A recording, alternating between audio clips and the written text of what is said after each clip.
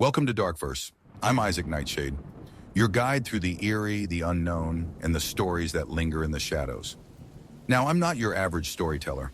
I've spent 69 years weaving words, creating worlds, and sharing the stories that haunt my mind. But now, with the weight of my years and the stories still left to tell, I've come here to share them with you. Writing has been my life, my craft, my passion, my escape. But now it's time to let the world in on what's been waiting in the dark corners of my imagination. So, if you're intrigued by the stories I'm about to share, if you find comfort in the chill of the unknown, consider subscribing. Support an old writer, someone who spent his years in ink and silence. Your support means more than you know. Join me. Let's explore the dark verse together. Tonight, you're about to hear 34 short tales that will chill your bones and linger in your mind long after the final word. These stories you won't forget, and if you like, please subscribe to my channel. Let's begin. Story 1. The Last Room on County Road 6. Dale Hensley had driven nearly 400 miles straight, his eyelids fighting to stay open under the weight of fatigue and whiskey-flavored regret. The Nevada desert was no place to be tired, especially not along County Road 6, where the only thing more dangerous than falling asleep at the wheel was staying awake and seeing what was actually out there. His 2003 Chevy Impala rattled like a dying animal, the check. Engine light glowing like an omen on the dash. The gas gauge hovered near empty. Dale cursed under his breath and squinted at a flickering neon sign just off the highway. Last stop in, vacancy. He almost passed it. Almost. The building looked like it hadn't seen a paint job since Carter was in office. It was a squat, one-story rectangle with 8 doors, each marked with peeling brass numbers. A single office window was dimly lit, buzzing with a neon open sign that flickered like a dying firefly. Dale parked, killed the engine, and the silence that followed was immediate and unnatural. Inside the front office, a bell above the door jingled as he entered. The room smelled like mildew and old newspapers. A woman sat behind the desk. She was thin, skin like parchment, wearing a beige cardigan and a distant expression. Her name tag read, IRMA. "One room," Dale grunted. She didn't ask for ID. Just reached below the desk, slid a tarnished key forward. The plastic tag read, Room 7. Cash, only.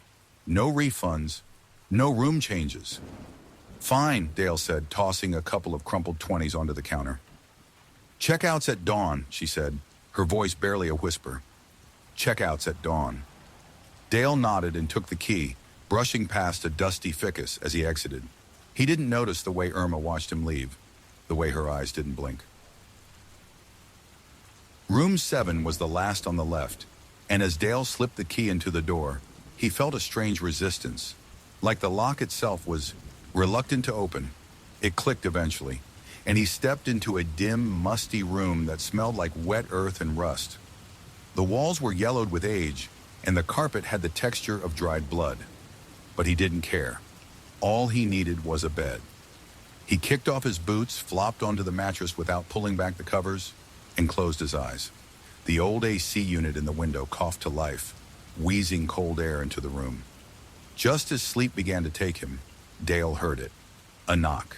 3 slow. Knocks on the door. He opened one eye, groggy. Silence, then again. Knock. Knock. Knock. He sat up, looked at the door. A shadow stretched across the floor, feet silhouetted by the yellow porch light. "Who is it?" No answer. He got up, cracked the door. No one there. He stepped outside, peered left and right. Desert silence. Crickets. Distant coyote howls. All 8 doors were closed. No movement. Back inside, he locked the door and slid the chain. When he turned around, the bathroom light was on. He hadn't turned it on. His pulse picked up. He stepped toward the bathroom slowly. The light buzzed behind the cracked door. He reached for the knob, hand trembling. He pushed it open. Empty. The light flickered, casting shadows that bent the wrong way. The mirror was fogged up like someone had just taken a shower. And in the condensation, there was a word drawn in long, spidery strokes. "Stay," Dale stumbled back. He wiped the mirror. The word vanished, and behind it, his reflection stared, back at him with wide, terrified eyes. For a second, he thought he saw movement behind himself in the reflection, a figure, just over his shoulder. But when he spun around, the room was empty. He didn't sleep that night. At 3:13 a.m., Dale heard scratching. It was coming from inside the walls. At first, it sounded like rats. Then it sounded like fingernails. Desperate, frantic scratching. He pressed his ear to the wall. A voice whispered through the plaster, "Let me out." He stumbled back, grabbing his bag, ready to leave. He flung the door open and nearly collided with a man in a gray suit standing in the doorway. The man didn't move, didn't blink. His face was pale, lips stitched into a faint, unnatural smile. "Leaving so soon?" the man asked. Dale slammed the door and backed away. He turned to the window, tried to pry it open, but it was nailed shut. The AC unit hissed louder, like it was alive. The lights flickered, went out, pitch black. Only the red glow of the alarm clock remained. 3:33 a.m. In the darkness, something began breathing. Heavy, wet, not human. Dale dropped to the floor, crawling blindly for the door. His hand landed on something warm, a foot. He looked up. Two red eyes stared down at him. A grin spread across the darkness. Long, jagged teeth. The thing crouched in the corner, hunched like it had broken itself to fit in the room. It opened its mouth and whispered, "Stay." At exactly dawn, the lights flickered back on. Room 7 was empty. The door was ajar. The bed was unmade. A single boot lay near the bathroom door. At the front desk, Irma sipped her tea and marked room 7 as vacant. She pulled a new key from the drawer, the tag freshly engraved. Room 8. There had never been a room 8 before, but tonight there would be, and someone would check in, just like always. Story 2. She followed me home from the funeral. The sky was the color of old bruises as we lowered my mother's coffin into the earth. It had rained that morning. The air smelled like wet grass and rust. I stood beneath a black umbrella that did nothing to shield me from the cold crawling under my collar. No one spoke, just the hollow thud of dirt striking wood, over and over, until it sounded like a heartbeat fading in a hospital room. When it was over, I didn't linger. Mom had died quietly in her sleep, in that old farmhouse where she was born and where she'd buried 2 husbands. I was her only child, and despite being estranged for years, I was the one who had to return and take care of everything. Clean the house, handle the estate, bury the body, move on. I left the cemetery with gravel crunching under my tires, the farmhouse looming in the distance. It looked wrong without smoke rising from the chimney. Empty windows stared back at me like open eyes. I stayed one last night to close everything up, then planned to head back to the city in the morning. That night, the house creaked more than usual. Old beams settling, I told myself. A house this old always talked when you were alone in it. But it wasn't just creaking. I heard footsteps upstairs. I heard a door close. I heard the radio come on in the living room. Though I hadn't touched it, the song playing was her favorite. A Patsy Cline record she used to hum while cooking. The hairs on my arms stood up. My throat tightened. I turned the radio off. The silence that followed was heavier than before, like the house was waiting. I left early the next morning. It was a 6-hour drive back to Chicago. Somewhere around mile 3, I looked in the rearview mirror, and I swear to God, for a split second, I saw her. Sitting in the back seat, hair pinned up in her Sunday style, pale, still, staring out the window. I blinked, looked again. Nothing. The car smelled faintly of lilacs, her perfume. I didn't sleep that night. The noises started the next evening, scraping under the floorboards, knocking on the pipes, the flickering of lights in patterns, not just random surges. My mother never believed in ghosts, and neither did I, but something was in my apartment. Every mirror had a smudge near the corner, like a finger pressed against the glass. I cleaned them. They returned. One night I found all the cabinet doors open. The next, the hallway light was on. I lived alone. Then I heard my mother's voice. She was humming, the same song from the radio. Patsy Cline, off-key, distant. It came from the kitchen. I walked toward it, breath shaking. No one was there. The air was freezing cold. The smell of lilacs thick. On the fridge was a note, my handwriting, but I hadn't written it. Don't lock me out. I began seeing her more clearly after that. Reflections, dreams, hallways. She was always watching, always quiet, but not angry. Sad. One night I woke up to find her standing at the end of my bed. Not solid, more like smoke trapped in the shape of a woman. Her mouth moved, but no sound came out. She raised one hand, pointed to my closet, then vanished. I stayed frozen for an hour. When I finally worked up the nerve to check the closet, I found something taped to the back wall. An envelope. Inside, a letter, dated 1974, addressed to me. It was from her, my mother. She'd written it before I was born, told me things she never said out loud, regrets, secrets, that she had seen something terrible once, something that followed her family, generation to generation. She had tried to protect me by pushing me away. If you're reading this, she wrote, I failed, and now she's coming for you too. I didn't sleep at all that night. The woman who followed her wasn't my mother. I know that now, because one night, my mother's ghost showed up again, and she looked terrified. She tried to speak. I still couldn't hear her. Behind her, in the reflection of the hallway mirror, stood a second figure, taller, darker, a twisted, distorted mimic of her. Its smile was wrong, too wide, too hungry. That's when the dreams started. Dreams of drowning in a black river, of being dragged backward by cold hands, of seeing my mother on the shore, reaching for me, screaming without a voice, and waking up with dirt under my fingernails. I set up a camera in my room. The footage showed me standing in the corner of the room for 2 hours each night, eyes open, smiling. The next night, I moved into a hotel. The haunting didn't stop. She followed me there. I found notes in the bathroom, written in steam on the mirror. Let me in. She's not me. One night, I heard knocking at the hotel room door. 3 soft taps. I looked through the peephole. My mother, dressed in the same clothes from the funeral. But she didn't move, didn't blink. I backed away. The knocking continued. Hours later, I opened the door. Nothing there, but the hallway smelled of lilacs.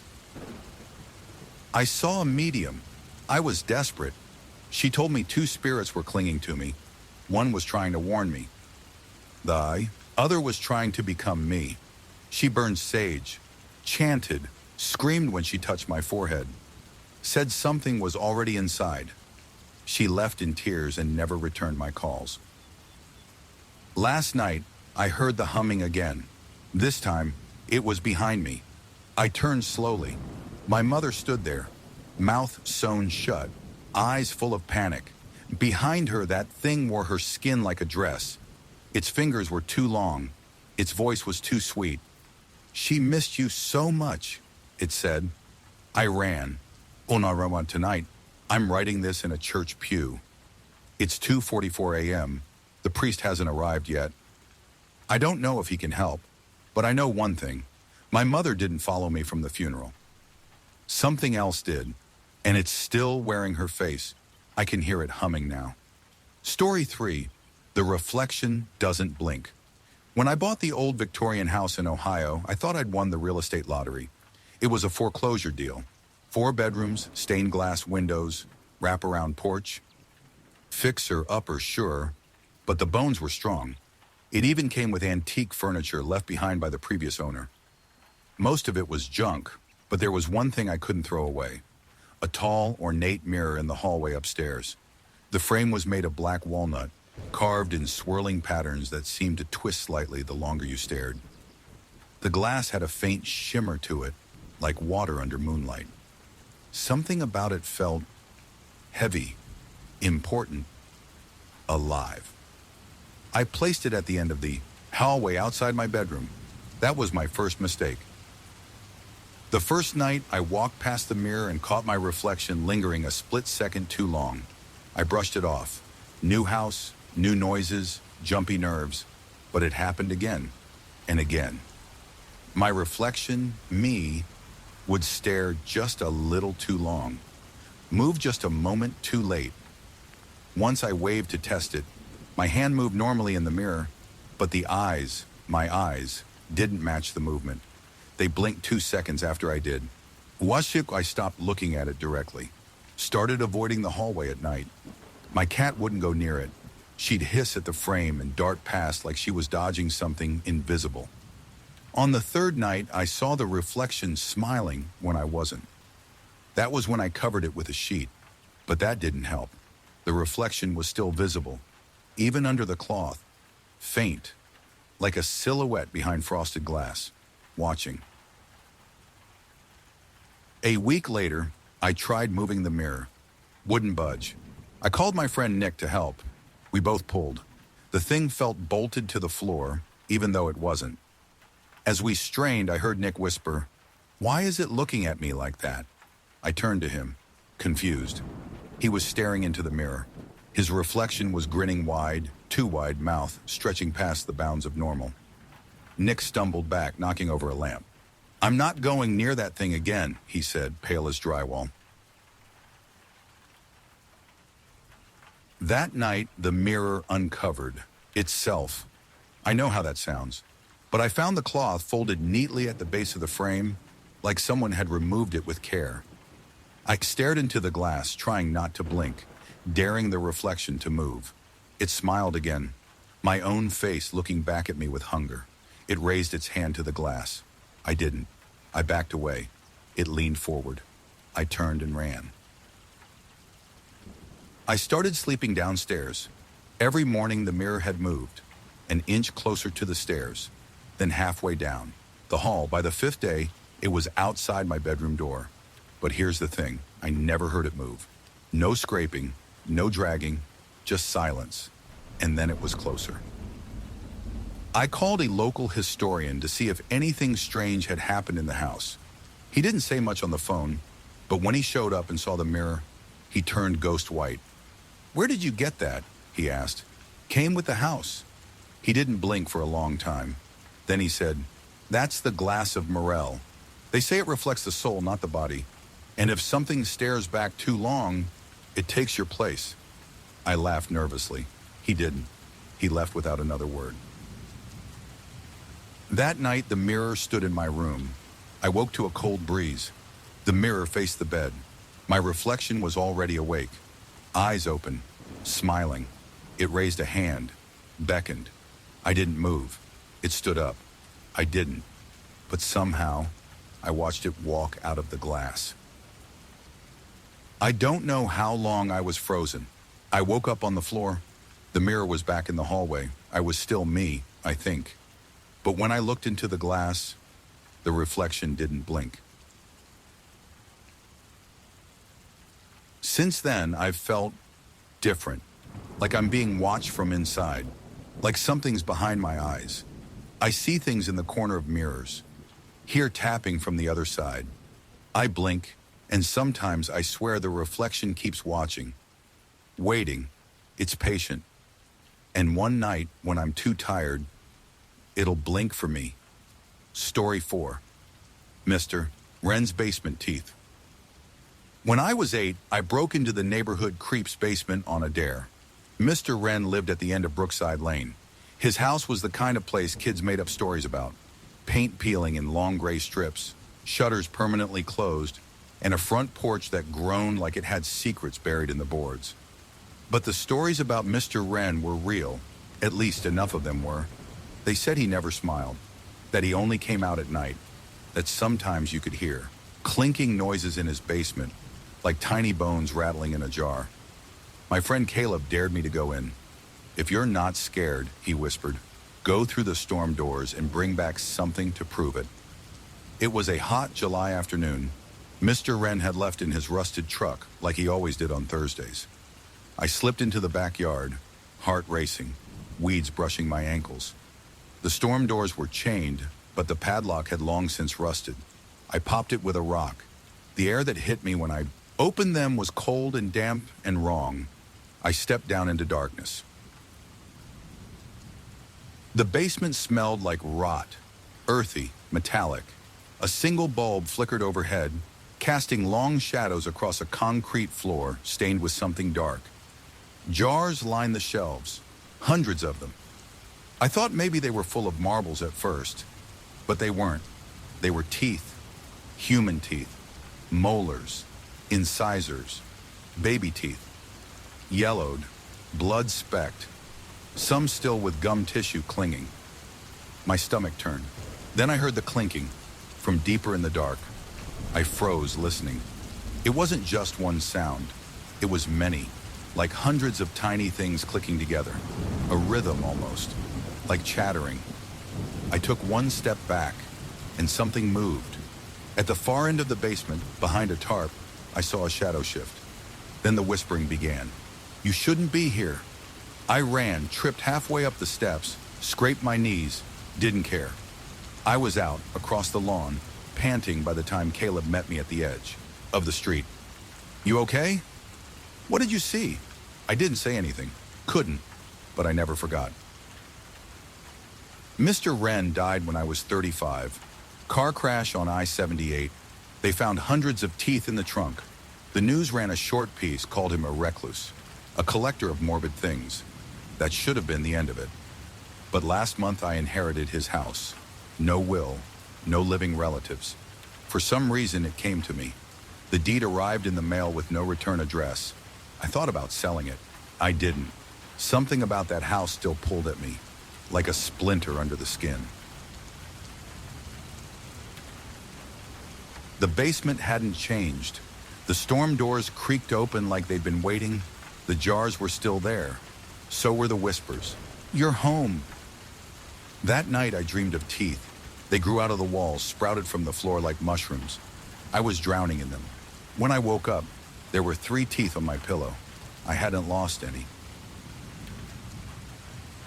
I started hearing the clinking, again, not just in the basement, in my ears, behind the walls, in my mouth. One night I looked in the mirror and saw something moving beneath my gums, a bulge. I pressed on it and felt something hard. I pulled, a tooth, but it wasn't mine. It was too long, too sharp, too many roots.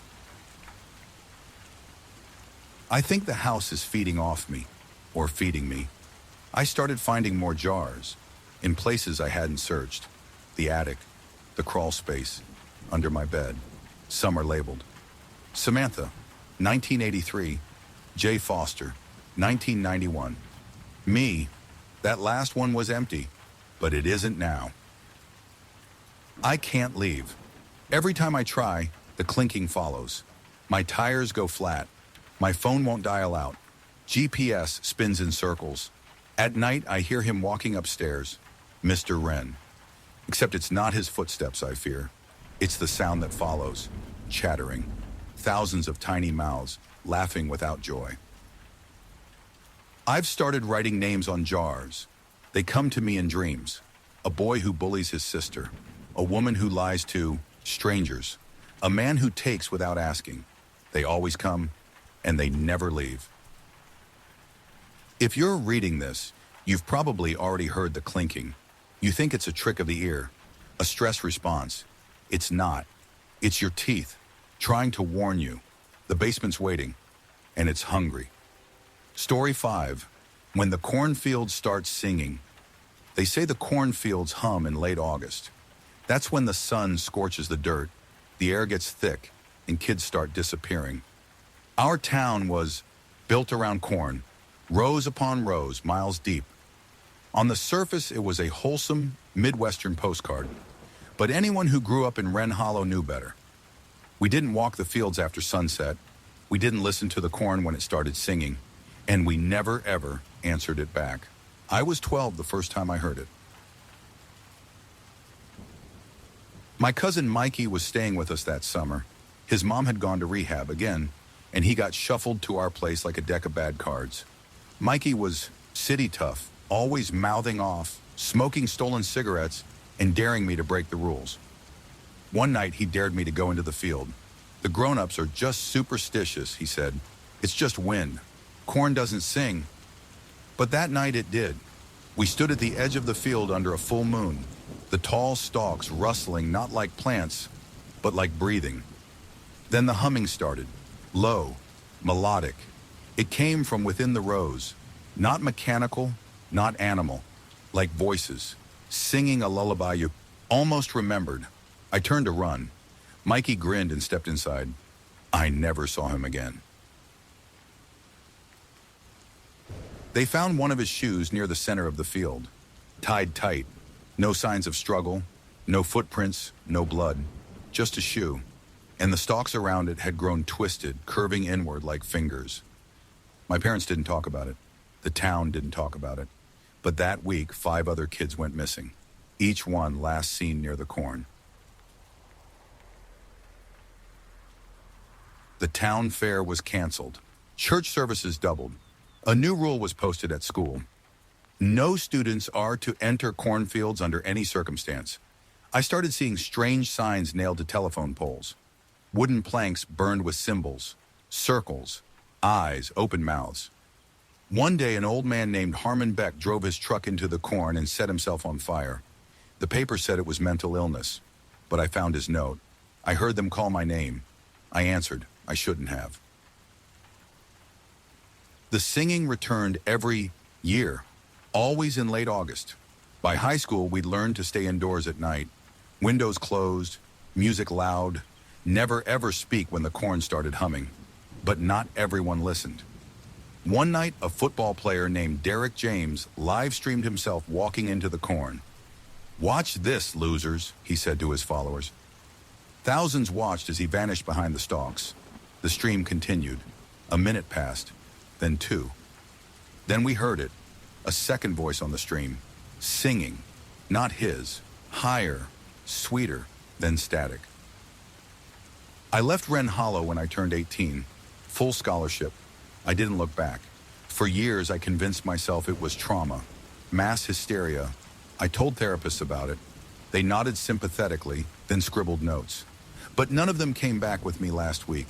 My dad had passed. I returned to settle the estate. The corn was taller than ever. The first night I heard it, humming, from the edge of the property. My childhood bedroom window looked straight at it, the same narrow dirt path that led to the field's heart. I found footprints there in the morning, bare feet, small.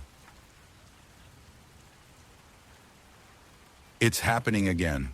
Local kids missing, pets disappearing, crops growing too fast, leaves curling unnaturally. I visited the town hall records office. There were files, old ones, yellowed paper dating back to 1892. A headline read, "Singing Crop Claims 7th Child." Another, "Hollow offers harvest to keep the peace." I found names that matched kids I went to school with, my teachers, even Mikey. They'd always said we were a farming town, but we weren't farming corn, we were farming silence. And the corn was growing on what we gave it. Tonight, I heard my name, software, familiar, Mikey's voice. "Come out," it said. "It's safe now. Come out." I stood at the door, frozen, and then I heard singing, low, sweet, coming from inside the house. The cornfield doesn't wait anymore. It comes to you, and once it starts singing, you're already part of the harvest. Story 6, Static Channel 66. We didn't have cable growing up, just the basic antenna stations, PBS, some local news, maybe an old cartoon if the wind was right. But late at night, when the signal got fuzzy, my brother and I would twist the dial on our tiny TV and land on Channel 66. It wasn't listed anywhere. No programming schedule, no logo, just static until midnight. Then it played something else. The first night we found it, we thought it was a pirate broadcast. At 12 a.m. sharp, the screen flickered from snow to an old-timey black and white intro card. "Welcome to Channel 66, programming just for you." The music was off, warbled, slow like a warped vinyl. Then it cut to a video of a man sitting in a dim living room. He wore a paper mask of a smiling face, the kind you'd see in a party store clearance bin. The room behind him was sparse. Just a rocking chair, a lamp, and, on the wall, a mirror. The man waved. We waved back, laughing nervously. He waved again. My brother waved again. The man stopped. He tilted his head. Then the lights in our room flickered. We turned the TV off. The next night, we watched again. This time, the man wasn't alone. A second figure sat in the rocking chair. It was blurry, shadowed. It moved slowly, back and forth, back and forth. The man in the mask held up a hand. 5 fingers, then 4, then 3. We turned the TV off at 2. The lights in. The house flickered again. We told our parents. They dismissed it as late-night garbage. Said to stop staying up. Stop making things up. So we watched again. This time the masked man wasn't on screen. The camera was inside a house. Our house. The layout was identical. The hallway. The photos on the wall. The living room couch. But everything was wrong. Like someone rebuilt our house from memory. Too clean. Too quiet. And sitting on the couch was us. My brother and me, staring. Straight at the screen. Except we hadn't filmed it. And we weren't smiling. That was the last night my brother watched. He unplugged the TV, told me not to turn it back on. That night he sleepwalked out of the house. We found him in the woods the next morning, curled in a ball, whispering numbers. 6, 6, 6, 6. Over and over, they diagnosed him with a dissociative episode. He never spoke again. I moved away, threw out the TV, buried it actually, but I've never stopped hearing it. Sometimes at exactly midnight, every screen in my house flickers. Just for a second. I get emails with no sender, subjects that say, "Programming just for you." I don't open them, but I know what's inside. It's him, the man in the mask, waving. Last night, my daughter said something strange. "Daddy, the man in the TV says hi." We don't own a TV, but I found her staring into my laptop webcam, smiling, waving.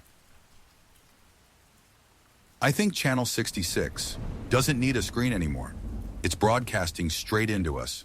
So if your screen flickers at midnight, don't tune in. Don't wave. And whatever you do, don't smile back. Story 7. The lighthouse still signals. But there's no one left off the jagged coast of Maine. There's a lighthouse that hasn't had a keeper in over 60 years. They say the last man stationed there vanished during a storm that came in without warning. Waves 40 feet high, winds that could shear a barn in half. His name was Bernard Doss. A quiet man. Kept journals, brewed tea, talked to no one.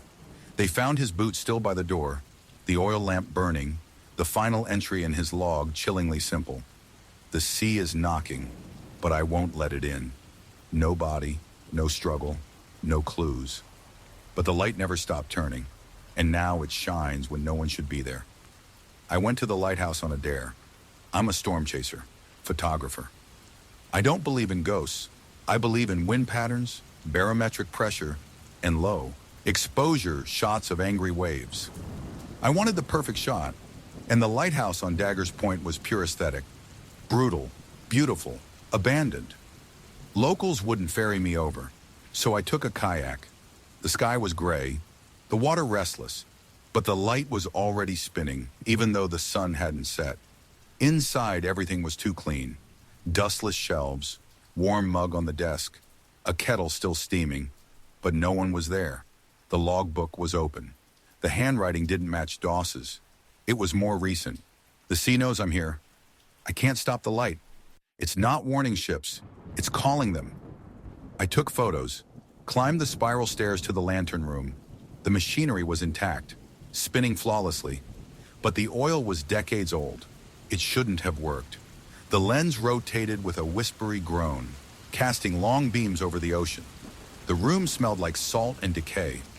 That's when I noticed the door behind the main lamp. It was sealed shut with rusted bolts and thick chains. Carved into the door, almost desperate, "Don't open. Don't let it look back." That night I stayed, A storm rolled in fast. The ocean hissed, furious. The light spun faster. I heard knocking. From below. Not from the door. From the floorboards. Like something was inside the walls. Crawling. I tried to sleep. The light kept shining through the windows.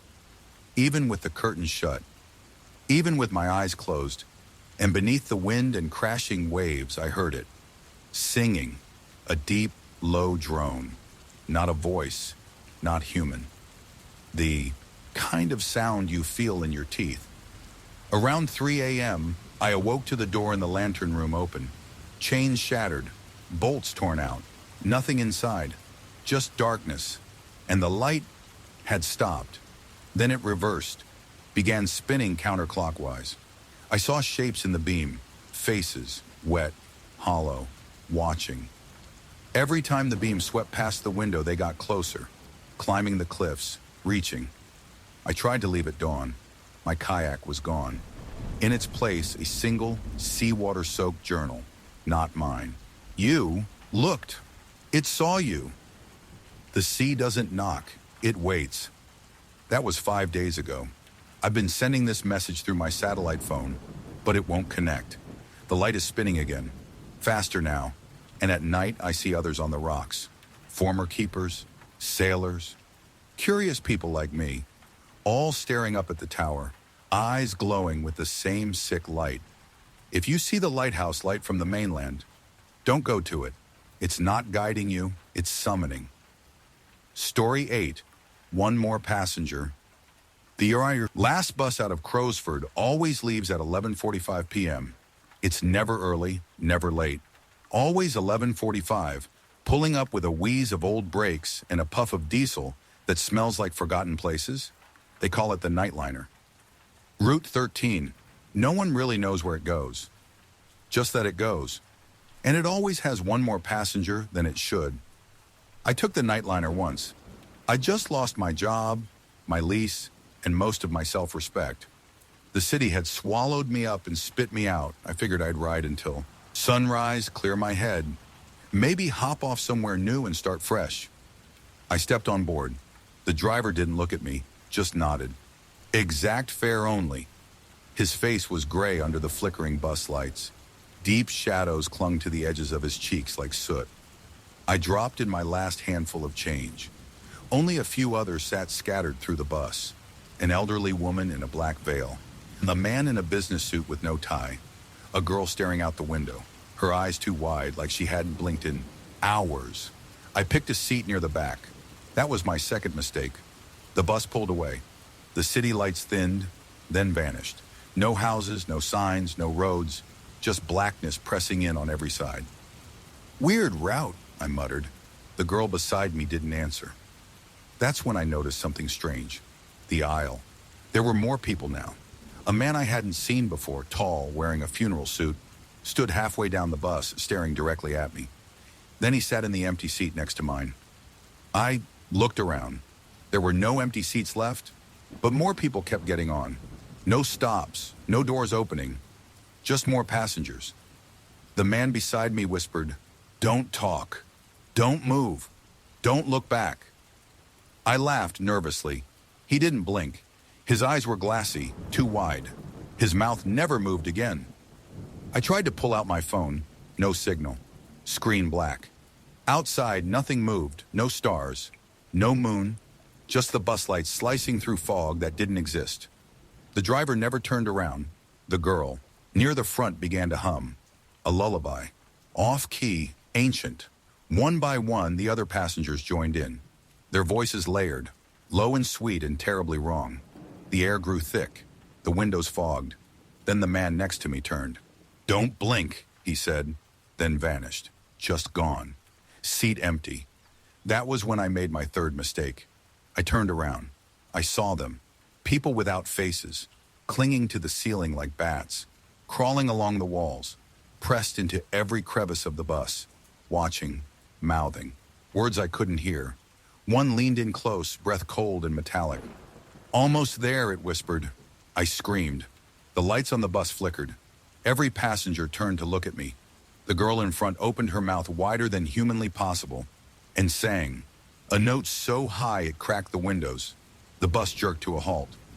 I don't remember getting off. I just woke up on a bench outside a gas station I didn't recognize. It was 5 a.m. My clothes were soaked in sweat. My backpack was gone. My phone had one photo saved. A blurry shot of the inside of a bus. Every seat full. Even mine. The police said I'd had a psychotic break. My parents flew out. Took me home. But at night I hear it. A distant hum. A screech of brakes. And sometimes, just before I fall asleep, I see headlights outside my window. I haven't ridden the Nightliner since. But I know it's waiting. It always is. And there's always one more passenger. Story 9. The Preacher's Shadow. Our town's church had the tallest steeple in 3 counties. You could see it from anywhere, rising above the maples, touching the clouds like it was trying to pry heaven open. Pastor Elijah Ward had stood in that pulpit for 40 years. People came from miles just to hear him preach. His voice didn't just fill the room, it stayed in it, echoing in the beams long after the service was over. But no one ever talked about his shadow, because it didn't move. The first time I noticed, I was 12. Sunday morning, hot July, flies buzzing in the stained glass heat. Pastor Ward was pacing the altar, voice booming about sin and salvation. I wasn't paying attention, not to his words. I was staring at the wall behind him. His shadow was standing still, perfectly still. Even as he walked, even as he raised his hands, the shadow didn't follow. It just watched. I thought it was a trick of the light, a double exposure. I didn't say anything until I saw it blink. Years passed. Pastor Ward grew older, but his sermons stayed fiery.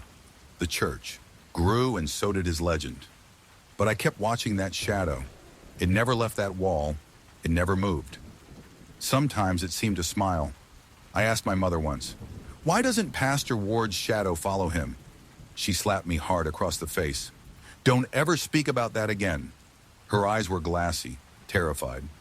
"He saved this town," she whispered. "He made a deal to keep us safe."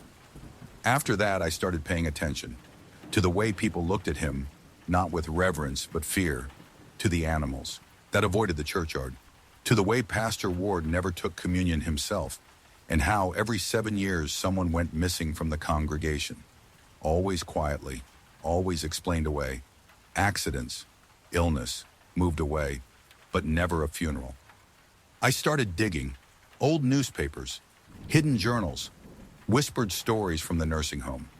In 1947, a man named Elijah Ward was excommunicated from a church 3 towns over for preaching heresy, claiming he could cure death, bind demons, rewrite scripture. In 1952, he showed up in our town, built a new church, said God had called him, but the original blueprints didn't match the building. The shadow, his shadow, was never supposed to fall on that wall, unless it wasn't his. Last Sunday, I sat in the pews one last time. The sanctuary was full. Pastor Ward stepped to the pulpit. He looked wrong, younger, tighter skin, brighter eyes. He opened his mouth, and I swear I saw something move beneath his tongue. His shadow grinned. Then it stepped, away from the wall. Everyone kept singing. No one else saw it. Except me. It walked down the aisle, past pews, brushed shoulders. People didn't notice, didn't flinch. It knelt beside me. I couldn't breathe.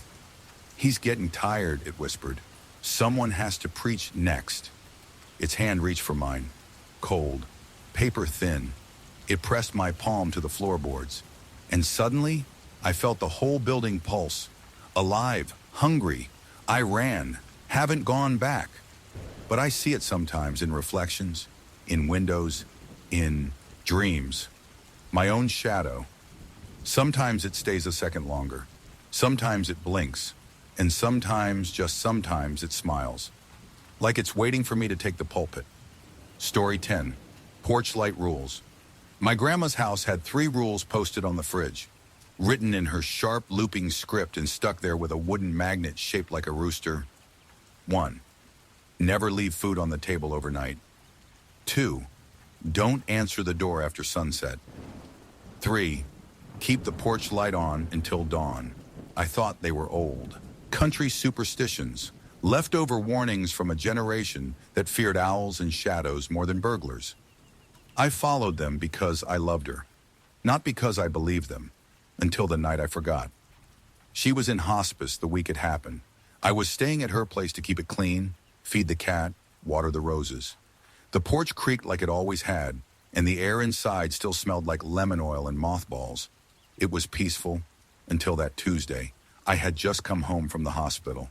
Distracted, tired, left my keys on the counter and went straight to bed. I didn't turn the porch light on. At 2:17 a.m., I woke up to knocking. Not loud, just steady, measured, like someone wasn't in a hurry, like they knew I'd eventually come. I sat up, heart in my throat. The porch was pitch black, and I remembered the rules. I got up, walked to the front door, and looked through the peephole. Nothing, but the knocking continued. Then a voice. "You forgot the light." Software. Childlike. "You forgot the light." I backed away. "Let me in. It's dark out here." The cat hissed low and long and darted under the couch. I didn't sleep the rest of the night. The next morning I found footprints on the porch. Small, bare, like a child's. But only one set. No approach, no departure, just pacing in tight circles. And a handprint on the window. Small, pressed from the inside. I turned the porch light on every night after that. Didn't matter if it was noon when I came home. I flipped that switch. But the knocking kept coming. Same time, same voice. You forgot the light. Even when the bulb was glowing bright.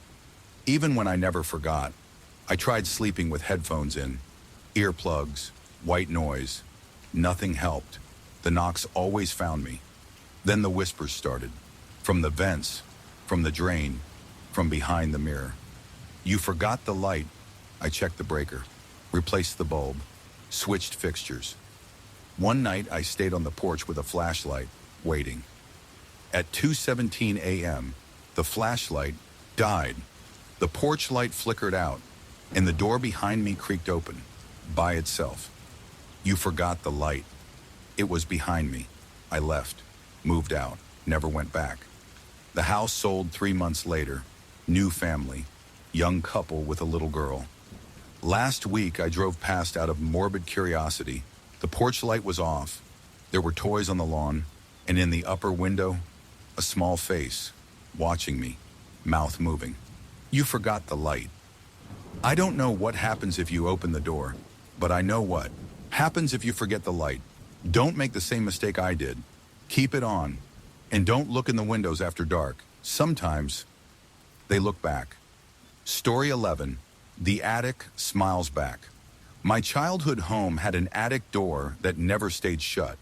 No matter how hard we slammed it, locked it, nailed it down, it would eventually creak open again. My parents said it was the house settling, or that I was imagining things, but I knew better, because sometimes the attic smiled at me.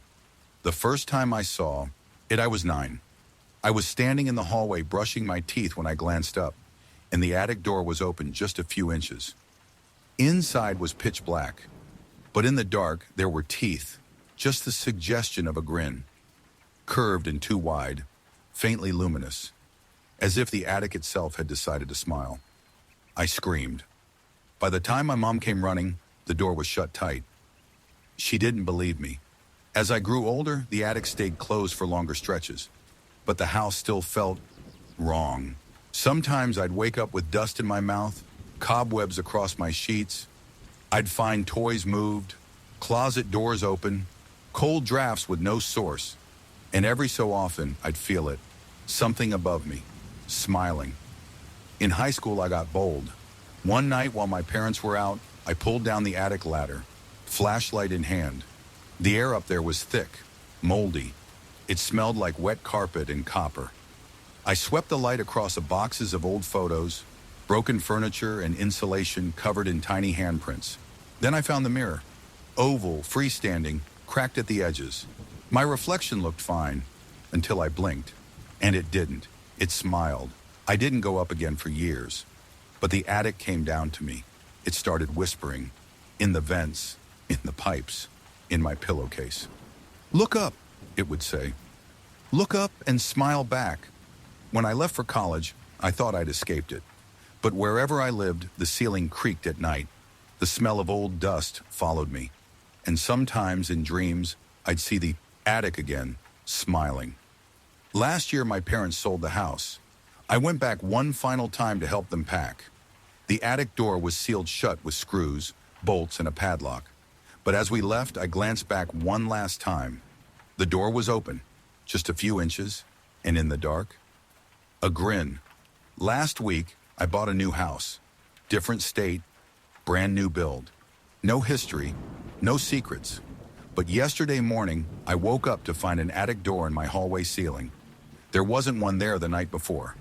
And this morning, it's open, just a few inches. I think it found me again. I think it remembers.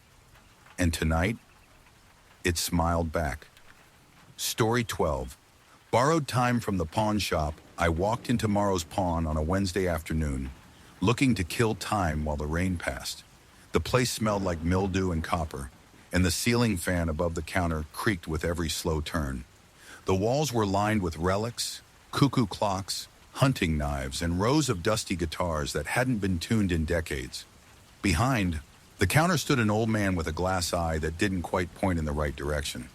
He didn't say a word when I walked in, just nodded and kept polishing a silver stopwatch with a cracked face. It was the stopwatch that caught my eye. It looked old, Victorian maybe, but something about it pulsed. Not literally, but it felt alive. I pointed. That for sale? The old man smiled without showing teeth. Everything here's for sale, he rasped, but that one's special. I raised an eyebrow. How special? Borrowed time, he said. $50, but you don't buy it. You borrow it. I laughed. Thought it was just a gimmick. I handed him the 50. You have 7 days, he said, placing the stopwatch gently into my hand. After that, it comes back, one way or another. It didn't start ticking until I left the shop. One sharp click, then a steady tick, tick, tick in my pocket. The sound was soothing at first, like an old watch my grandfather used to carry. That night, I got more done than I had in weeks. Emails, laundry, cooking. I read a book cover to cover. Hours felt stretched, like the day had more room in it. I checked my phone. Only 2 hours had passed. The stopwatch ticked louder. On day 2, I ran a mile in 6 minutes flat. I don't run. Never have. But I wasn't tired. My breath was steady. Time slowed for me. People moved sluggishly, like they were underwater. I snapped my fingers. The sound echoed. The world responded slowly. I smiled.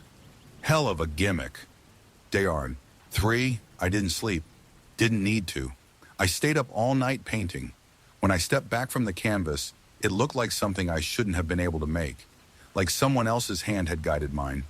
The stopwatch ticked steadily, but it had grown heavier in my pocket. Day 4, I missed a step walking down the stairs. Fell hard. But the second I hit the bottom, time snapped back. I was at the top again, untouched. I looked down at the stopwatch. It had reset to 0.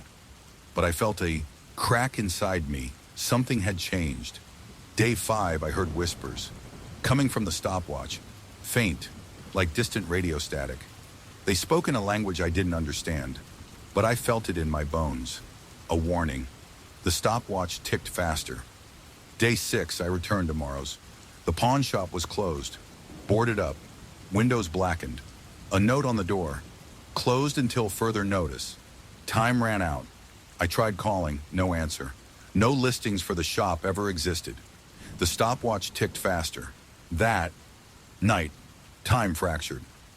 I saw myself walking past the window, then again, inside the bathroom mirror. Each version looked older, more hollow. Tick, tick, tick. The sound now filled every room. I couldn't tell what was real. I tried to throw it away. It reappeared on my nightstand. Tick, tick, tick. Day 7. The stopwatch stopped. The second it did, everything froze. Birds in midair, leaves mid-fall, cars suspended like photos. I was the only thing moving. Then I felt a hand on my shoulder. I turned. The old man from the pawn shop stood there, both eyes now glassy and dead. "You borrowed time," he said. "Time wants itself back." I tried to run, but I wasn't running. I was aging, years flooding me in seconds. My skin cracked, my knees buckled. "You could have returned it early," he whispered, "but you spent it all." I woke up in a hospital bed. Doctors said I had a stroke, said I was lucky to survive. I aged 10 years in a week, but they didn't find the stopwatch. No one believes me, but I know it's still out there, waiting for someone else to borrow time. Just remember, you don't own time, it owns you. Story 13, The Man Behind the Wallpaper. I found the face 2 days after moving in. It was faint beneath the yellowed wallpaper in the upstairs hallway. You wouldn't notice it unless the light hit just right. Late afternoon, when the sun filtered in through the dusty old window near the stairs. But there it was, the outline of a face, long nose, hollow eyes, a mouth that looked more like a smirk than a smile. I thought it was a trick of age, just water damage or glue bleed. Old houses do that, but when I looked again the next day, the face was clearer, and it was looking directly at me. I had inherited the place from my Uncle Vernon, a man I'd only met twice. He'd been a recluse, a painter with a reputation for weird, dark murals. The house was cluttered with his belongings, paint-stained journals, broken easels, and hundreds of canvases stacked in the attic. I hadn't looked through them yet. Something about them gave me a bad feeling. But the face in the hallway, it demanded my attention. Every day it grew sharper. I peeled a bit of wallpaper back, just a little. There was no wall underneath, just more wallpaper, layer after layer. I started pulling. There were 12 layers in total, each one older than the last, each one with fragments of a face beneath it, different eyes, different expressions, always in the same place. By the time I reached the final layer, I wasn't sleeping much. The house creaked too loud at night. Sometimes I'd hear breathing just beyond the door. And the face, it was smiling, full, sharp, hungry. Behind the final layer, I expected brick. Instead, I found canvas, a painting, life-sized, embedded into the wall. The man's eyes were deep black, painted so perfectly they almost shimmered in the dim hallway light. And when I blinked, they changed. His gaze followed me. That night I heard knocking, not from the door, from the wall. 3 slow knocks like fingernails tapping wood. I covered the painting with a blanket. The knocking got louder. I searched my uncle's attic the next morning, found a journal. One entry stood out. "The man won't leave. He lives beneath the layers. Each one keeps him asleep." I stopped painting to keep him calm, but I hear him laughing when the lights are off. He likes the new wallpaper. Another page. "If you remove the last layer, he sees you. If you stare too long, he wakes up." I ran downstairs. The blanket was gone. The painting had changed. The man's hand was now pressed to the inside of the canvas, like he was trying to push through. His smile had grown wider, teeth visible now. I nailed plywood over the hallway wall, painted it, moved a bookshelf in front of it, tried to forget. But the whispers started, behind the wall, in the vents, under my pillow. "Let me out. You saw me, that means I see you." Last night I heard tearing, ripping sounds. When I went upstairs this morning, the bookshelf was on the floor. The plywood clawed through from the inside. The painting? Gone. But there was fresh wallpaper over the hole, perfectly applied. And behind it, the faint outline of a face. Different this time. It looked just like mine. I don't know where the man went, but I'm starting to sleepwalk. Starting to see faces in mirrors that don't quite match mine. Sometimes when I touch the wall, it feels warm. Sometimes I hear laughter. And tonight, the wallpaper is bubbling, like someone's breathing underneath, like someone's almost ready to come through. If you ever see a face under old wallpaper, don't peel. Some paintings weren't meant to be seen. Some walls are better left alone. Story 14, Don't Feed the Reflection. My mother used to cover all the mirrors in the house after sunset. She never explained why, just draped old bed sheets over every reflective surface like she was hiding corpses, bathroom mirror, vanity, even the glass on picture frames. I thought it was just one of her many eccentricities, like counting stairs out loud or refusing to say her own name after dark. But the older I got, the more I started to notice the mirrors, behaving strangely. Sometimes my reflection didn't match me. It started small, a blink out of sync, a twitch that didn't belong. I'd raise a hand and see the reflection raise theirs, a second too late.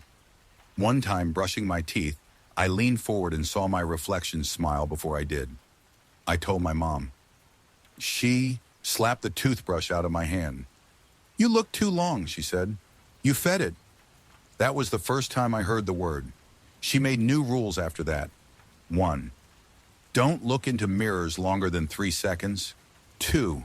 Never look at your reflection in the dark. 3. Never, ever speak to it. I broke the third rule when I was 15. It was a dare. My friend Jonah and I were messing around during a sleepover. Midnight, candles, YouTube videos about Bloody Mary and mirror rituals. Dumb teenage bravado. "Talk to it," Jonah said, smirking. So I did.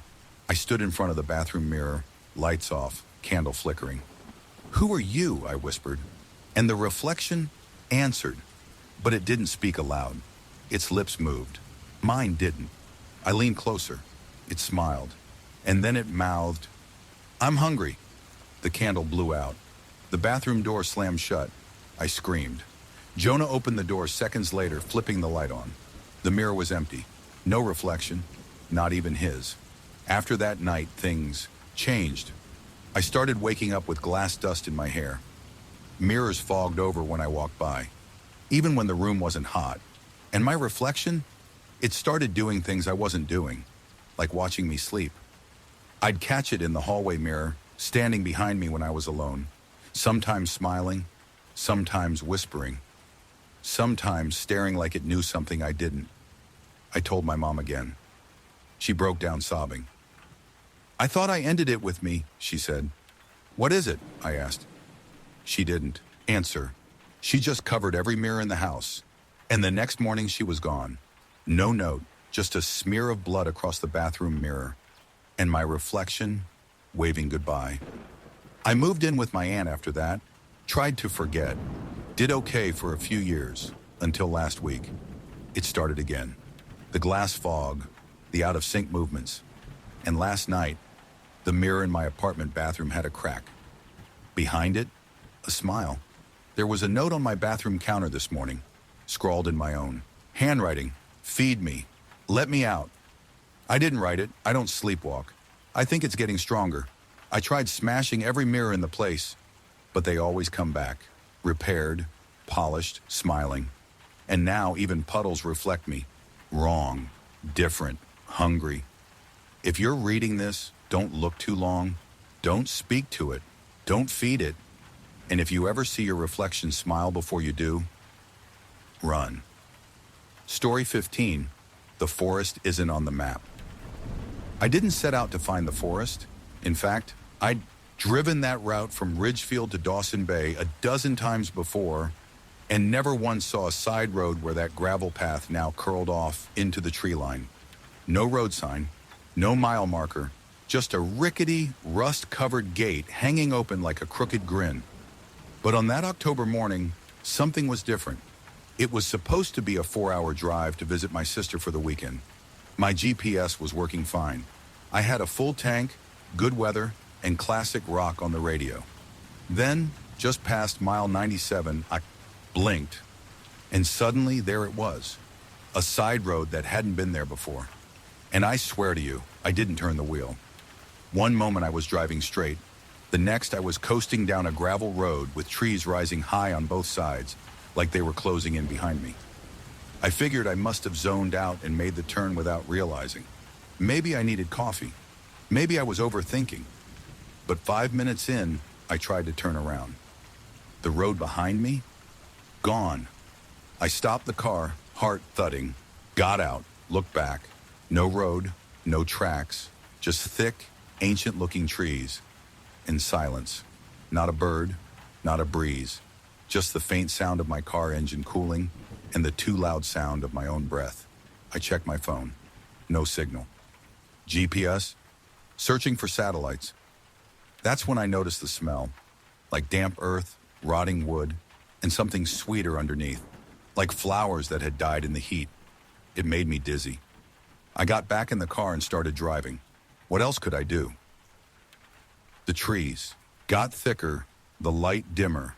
I kept glancing at the clock. 10 minutes passed, then 20, then 40. The road never curved, just a perfectly straight, narrow corridor of gravel, flanked by gnarled, black-barked trees. And I swear they were leaning closer the longer I drove. That's when I saw the sign. It was nailed to a crooked post, carved into old wood. You are leaving the known. No town name, no welcome sign, just those 5 words. I slowed to a crawl.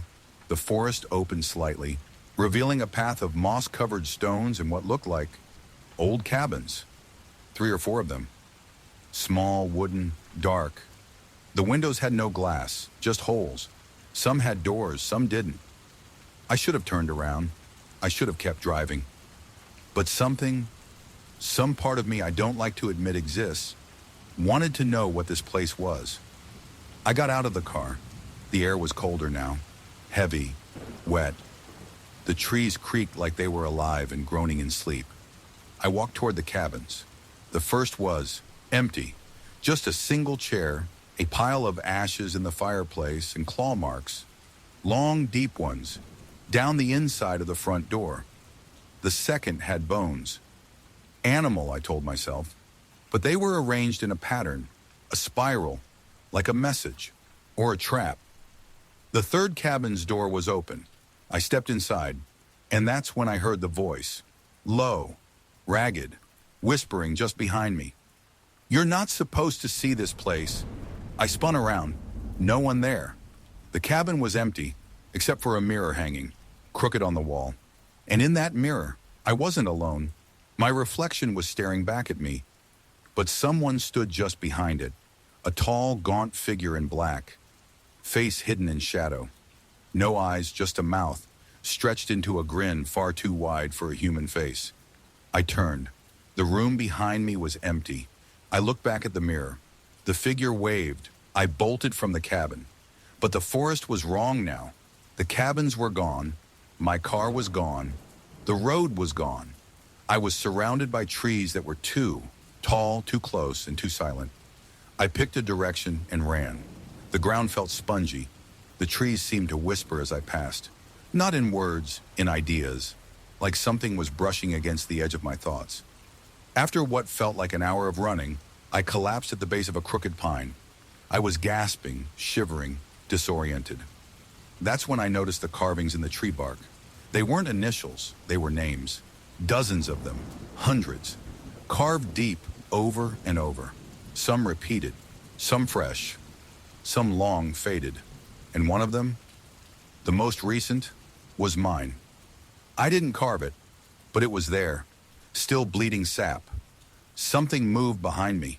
I turned and saw footprints appear in the moss, one at a time, steady, deliberate. Nothing visible, just the prints. I ran again. No direction, no idea where I was going. Eventually I found the mirror again, just the mirror, propped against a tree now, and in it I saw myself, still alone. But this time my reflection didn't mimic me. It pointed behind me. I didn't turn, I couldn't. The forest started to bend. The trees warped. The moss shifted. The sky turned the color of bruises, and that voice, that low, grating whisper, came again. The forest doesn't exist on any map because it's not in your world. I dropped to my knees. Please, I whispered, let me go. And the voice said, that's not how this works. You saw the sign. You chose to turn. This forest isn't found. It chooses. I looked back into the mirror. I wasn't there anymore. Just the man in black, smiling, alone. I woke up in my car, parked on the side of the highway. The GPS was working again, the radio playing, sunlight filtering through normal trees. But something was wrong. My reflection in the rearview mirror, it blinked twice, then smiled before I did, and I haven't stopped smelling flowers since. Dead ones. Story 16. Dinner with Grandpa. He died last week. My grandfather passed last Tuesday. It was peaceful, they said, in his sleep. No pain, just the way he would have wanted in his old recliner in the den, facing the window where the sun poured in every afternoon. I didn't cry. I hadn't cried since I was a kid, not even when my mother died. Grandpa raised me, taught me how to fix cars, shoot a rifle, make chili from scratch, and more than anything, how to follow rules. That man had rules for everything, especially for dinner. Never eat before everyone's seated. No elbows on the table. Never leave food on your plate. And, the strangest one, always set a place for the dead. When I was a kid, I thought it was some old superstition. He'd leave an extra plate with a single scoop of mashed potatoes and a slice of bread at the far end of the table every Sunday, even if it was just the two of us. "Who's it for?" I'd asked once.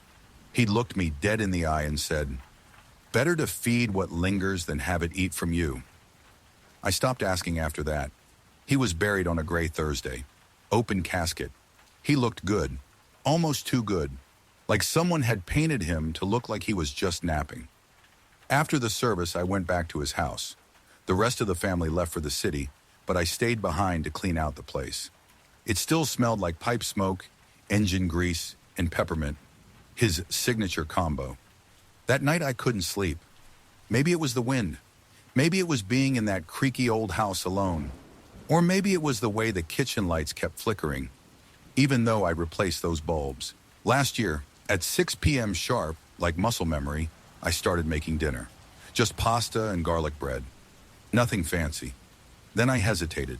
I don't know why, but I opened the old pine cabinet, pulled out 2 plates, and set them down. One at the head of the table, where I always sat, and one at the far end, where Grandpa used to leave the plate for the dead. I felt stupid, sentimental, but I did it anyway. Just a scoop of pasta and a slice of garlic bread. No salt, no utensils. As I sat down to eat, I felt it, a shift in the air, like someone else had entered the room.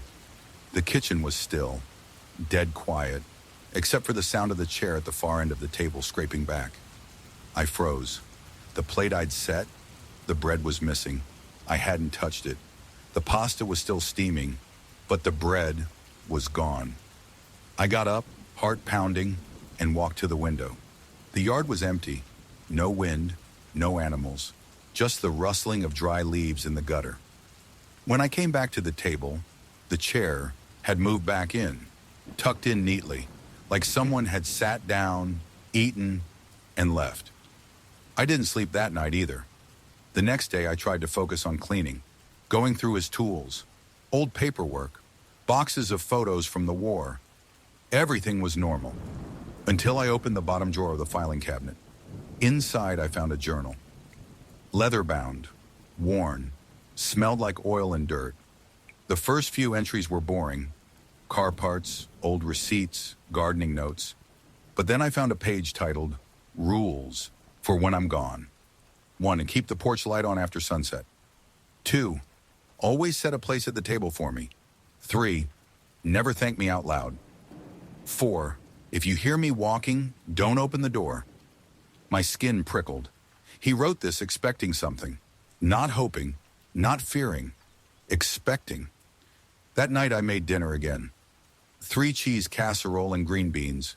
I set 2 plates. Halfway through my meal, I heard it. The chair scraping again. This time I didn't look, didn't flinch. But the green beans on his plate? Gone. I swallowed hard and kept eating. When I finished, I got up and cleared my plate. When I turned around, his was already empty and neatly stacked in the sink. I didn't put it there. By night 3, I was terrified but strangely comforted. Like something was there with me, but it didn't mean harm until I broke the rules. I was washing dishes and I whispered, just under my breath, "Thanks, Grandpa." The kitchen light blew out. Hard. The bulb exploded. Then the hallway light flickered, and I heard footsteps in the hallway. Heavy, slow, uneven, coming closer. I ran to the door, flipped the porch light on, and stood there holding my breath. The steps stopped. Right behind the door. No knock, just breathing. Wet, raspy, wrong. And then a voice. Not Grandpa's voice, but using his words. You broke the rules. I didn't open the door. Not that night. Not any night since. I follow the rules now. Porch light on. Dinner for two. No thank yous. But things are changing. Last night, I set the plate like always. I sat down, ate in silence. When I finished, I got up to take my plate to the sink, and when I turned back, there was a bite mark on my garlic bread. Human. Teeth. Today I found a new note in Grandpa's journal. Fresh ink, not my handwriting. You're next. Set your own plate. I think dinner's over for me now. Story 17. They're digging in the playground again. When I was 10, my house backed up to an old playground behind the elementary school. It wasn't much. Just a rusted slide, a crooked set of monkey bars, and a sandbox that was more dirt than sand. The kind of place built in the 60s and forgotten by every school budget since. But it was ours, the neighborhood kids, and we made it magic until the digging started. It was Jonah who saw it first. I remember the day clearly. It was September. The air had that crisp smell of dying leaves and sharpened pencils. We were sitting on the swings, kicking up dust, when Jonah suddenly stopped, mid-pump, and pointed. Someone's digging in the sandbox, he said. I squinted. Sure enough, a small hole had been made dead center in the sandbox. Not deep, but fresh. Damp soil mounded around it. But there was no one there. No shovel, no toys, just the hole. What, like a dog? I asked. Jonah shook his head. Nah, it's too clean. Look at the edges. That's human digging. We walked over, and yeah, he was right. The edges were sharp, cut in neat rectangles, not like a dog's paw scrabble. Someone had dug it with their hands. There were even small finger marks in the dirt, like tiny claws had clawed at the ground. Weirdest of all, no footprints, not one. We filled the hole in, of course, because that's what kids do when something weird shows up. By the next morning, it was deeper. That was the first time. Over the next 2 weeks, it kept happening. Always at night, always freshly dug by morning. It got deeper each time, but never wider. Just a single hole right in the middle of the sandbox, like it was tunneling down towards something buried long ago. We asked the janitor, Mr. Lowell, about it. He told us the school didn't have night security and no one should be out there after sundown. He even posted a "keep out after dusk" sign. But the hole kept growing. One morning it was nearly 2 feet deep. Jonah dropped a rock in. We never heard it hit the bottom. That night, I dreamed of whispers, not words. Just the sound of voices moving under the floorboards. Cold breath against my ear. Dirt in my mouth. When I woke up, my pillowcase smelled like soil. On a dare, we decided to stay up late and hide in the bushes by the playground to see who was doing it. We snuck out just past 1 a.m. and settled into the hedge, wrapped in blankets and eating gas station snacks like soldiers on a stakeout. For the first hour, nothing. Second hour, still nothing. Then one around 3:12 a.m., when the stars felt closest, we saw movement in the sandbox. Something small, something digging.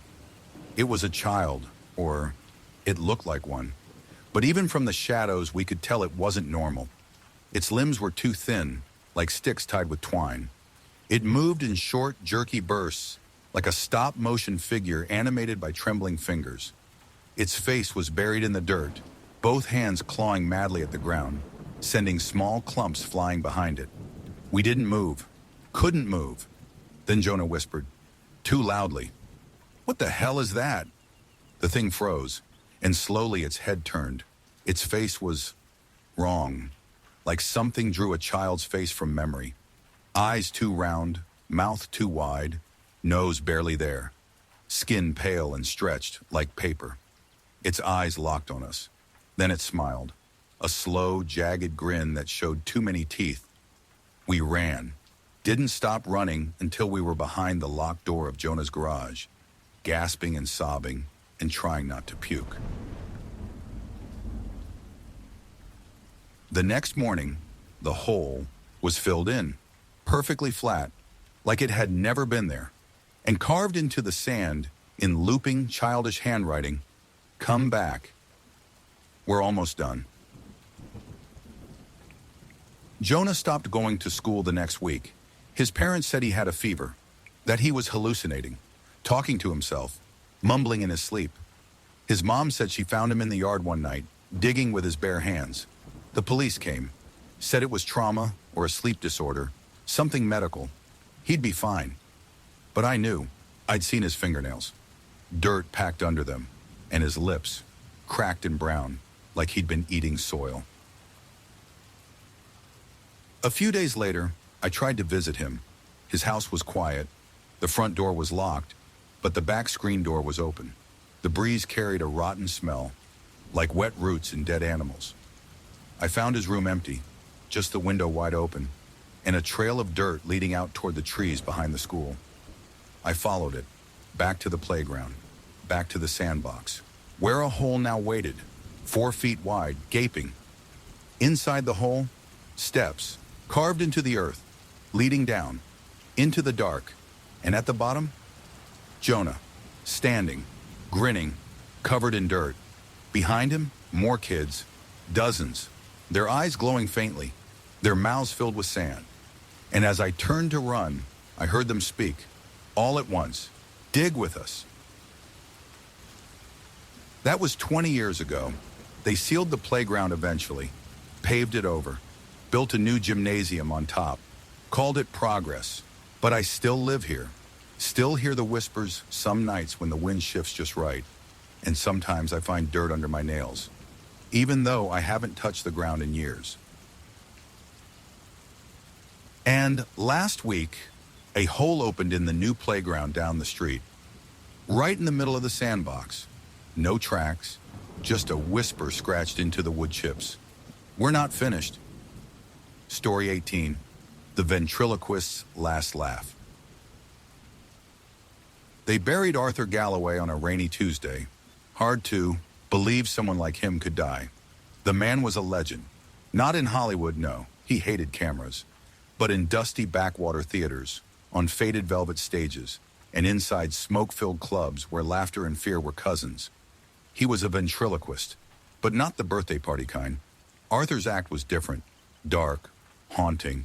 He didn't do jokes. He told stories, twisted fairy tales, tragedies, murder ballads, all voiced through his dummy, Marble. Marble was no ordinary puppet, 4 feet tall, hand-carved oak, joints too flexible, eyes made of something glass-like that never reflected light. He had a fixed grin, one too wide, and his teeth weren't painted. They were real, or real-looking. You didn't ask Arthur about Marble's teeth. You just accepted them. And when Marble spoke, it didn't sound like a voice Arthur was doing. It sounded like something else. I saw them perform once as a teenager. My mom took me to a seedy little cabaret near the docks. She loved weird theater, and Arthur was one of her favorites. I remember the spotlight hitting him. Long coat, gloves, top hat, with Marble on his lap. And I remember Marble turning his head slowly, eyes scanning the crowd, before saying in a dry, crackling whisper, "Who wants to know how they die?" People laughed. Then Marble started naming dates, exact dates, with names, one by one, and some people went quiet. My mom's name was the third. She died of a stroke on that exact date 2 years later. And Renata, after the funeral, no one knew what to do with Marble. Arthur had no family, no children, just a lawyer and a dusty house on the edge of town. I worked part-time at a second-hand shop, and a week after the burial, a package arrived. No return address, just a note scrawled in red ink. "Marble needs a stage. You're next." I should have sent it back, burned it, thrown it into the sea. Instead, I opened it. There he was, Marble, sitting in a padded box, still wearing that tiny velvet suit, still smiling, still intact after all these years. And when I touched him, I heard it. A chuckle. Distant, like someone laughing inside my ear canal. I dropped him. His head hit the floor with a dull thud, and his jaw snapped open. From his wooden mouth spilled one word. Apprentice. That night I dreamed of Arthur. He stood in a red curtain void, his eyes sewn shut with black thread, mouth frozen in a grin that didn't fit his face anymore. Feed the laughter, he whispered, or he feeds on you. I tried to forget, put Marble in the closet, locked it. But the next morning he was in my kitchen chair, fork in hand, grinning, and on the wall written in burnt coffee grounds, "Let's rehearse." I thought I was losing it. Then came the voice. Marble started talking on his own. No hand, no string, no logic.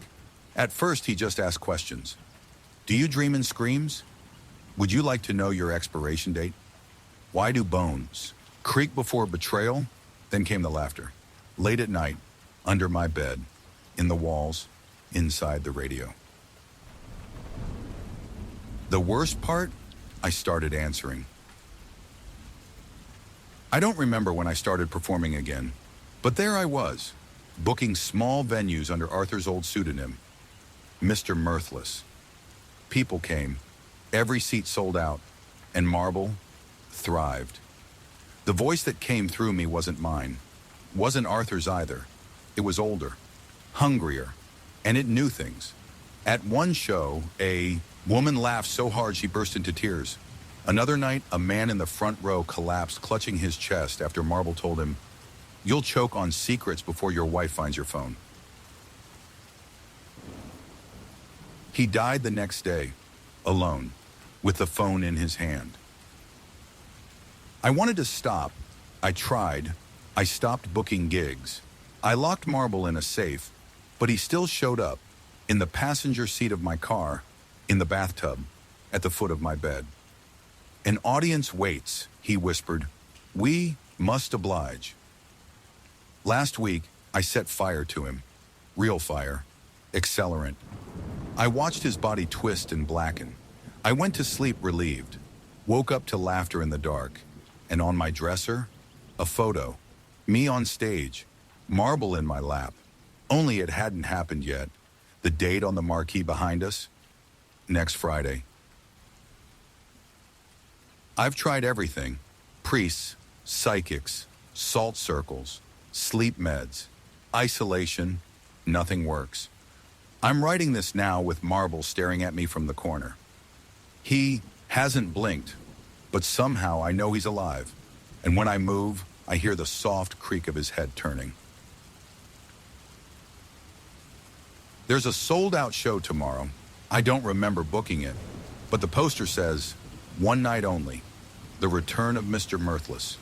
And the tagline, "Come laugh yourself to death." If I don't show up, I think Marble will find someone else. So I'll go, and I'll smile, and I'll laugh, and I'll let him speak through me. Because if I don't, he'll speak through you. Next. Story 19. They left me buried with my phone. The first thing I felt was plastic against my cheek. Smooth, cold, unnatural. Then came the dark. Not regular darkness. Not a dark room or a blackout. This was thick, like wet velvet pressed against my eyes. I opened them, or thought I did, but it didn't change a thing. Then I tried to move. I couldn't. My arms were pinned, legs too. The air was tight, dry, tasted like dust and glue.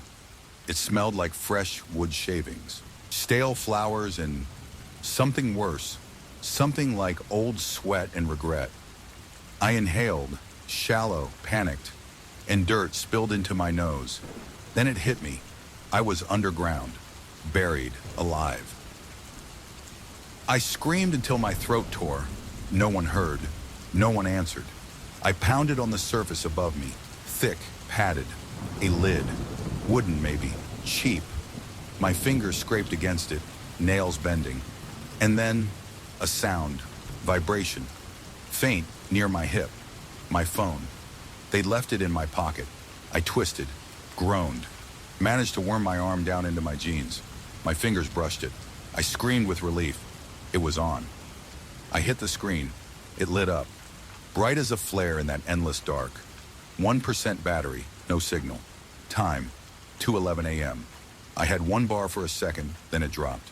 No apps worked, no GPS. I couldn't text, couldn't call. I was alone, buried, dying.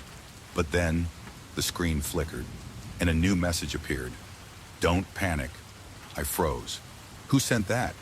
I didn't recognize the number. Just a string of zeros and slashes, like code or a broken machine. Then another message popped up. You weren't supposed to wake up. I tried replying. I typed, "Where am I?" The screen froze for a moment. Then another reply, "Dead." Mostly. I screamed again. I wasn't dead. I was moving. I could think, feel. I was alive. I typed, "Help me." Then I watched the 3 little dots flicker like a heartbeat. You weren't buried by mistake. I stared at the screen, heart pounding. My mind tried to deny it, but something deep in me already knew. This was planned. The phone buzzed again. "You have 1 minute of battery left? Want to know the truth?" I hesitated, then typed, "YES." There was a pause, then the message came. "Check the photos." My hands were shaking as I opened the gallery. The last 5 images weren't taken by me.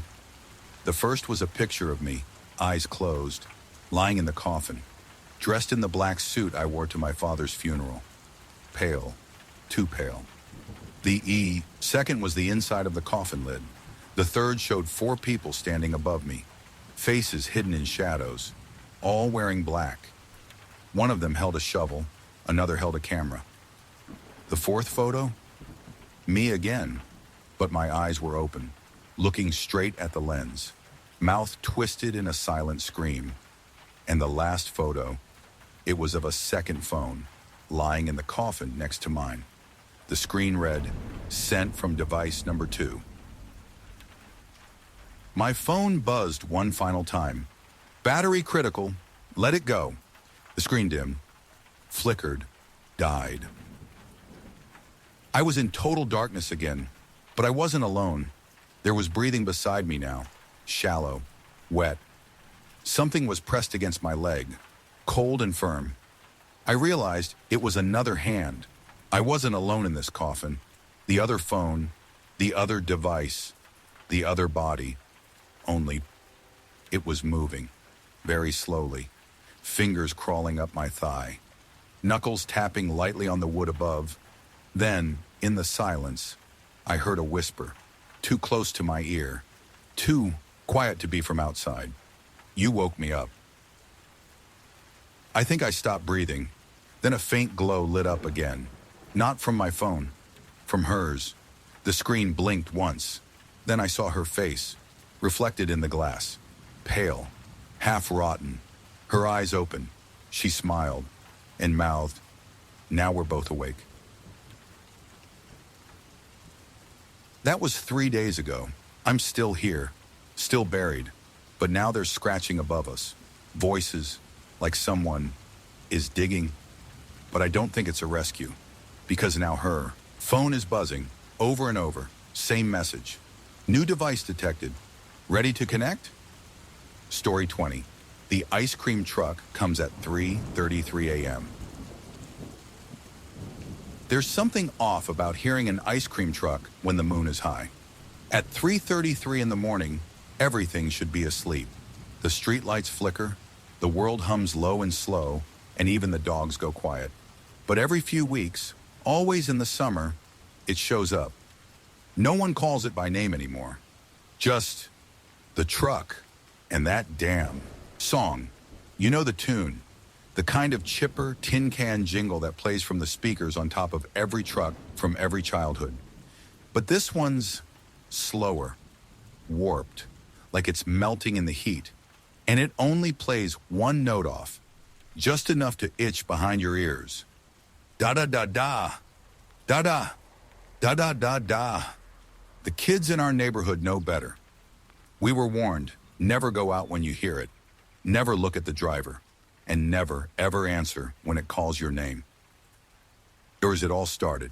10 years ago, a girl named Jenny Marks disappeared right from her front yard. Her parents swore they just turned around for a second. No forced entry, no witnesses. Except for one thing. A neighbor, old Mrs. Kolchak, swore she'd heard an ice cream truck pass by at exactly 3:33 a.m. that night. No one believed her. The police chalked it up to sleep-deprived confusion. They never found Jenny. A month later, another child vanished. Same time, same tune. And by the third kid, the adults in our town stopped saying it wasn't real. I heard it myself for the first time when I was 11. I'd woken up in a sweat, summer heat baking through the walls, fan doing nothing but stirring the humidity. I cracked my window. That's when I heard it. Da-da-da-da, da-da, da-da-da-da. Faint, twinkling, like a carousel falling apart, but it was coming closer. I peeked through the blinds. There it was, old and rusting, yellow paint peeling like sunburned skin, colorful cartoon decals, faded into grotesque smears. The headlights weren't on, but something glowed from within the truck, a soft, unnatural red. There was no driver, just a silhouette, a too long arm resting on the steering wheel. I ducked instantly. My heart felt like it had claws. I couldn't move. I waited for it to pass. Then just beneath the music, I heard a voice, childlike, but wrong. Danny, I've got chocolate tonight. My name is Daniel. No one calls me Danny. I never told anyone what I heard. When the disappearances stopped for a while, maybe people got smarter, locked their windows, kept their kids close. Maybe the truck moved on. Until last summer, the sound came back, and I made the mistake of looking twice. I'm 21 now. I was staying at my dad's old place for the weekend while he was out of town. I'd mostly forgotten about the stories, chalked them up to fear, childhood hysteria. Then at 3:32 a.m., my phone buzzed. No caller ID, no message. Just a sound file. I tapped it. The jingle played, warped and cracked through my speaker. I froze. And then, as if summoned, I heard it from outside. Closer, louder, real. Da-da-da-da, da-da, da-da-da-da. I ran to the window. It was back. Same truck, same glow. And this time, it stopped in front of my house. I knew better.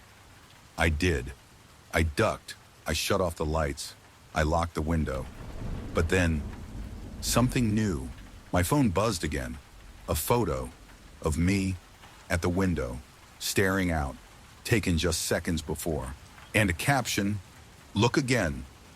I didn't want to, but I did. The truck was still there. And now the side panel had slid open. Inside, shelves of ice cream. Only they weren't wrapped. They weren't frozen. They squirmed.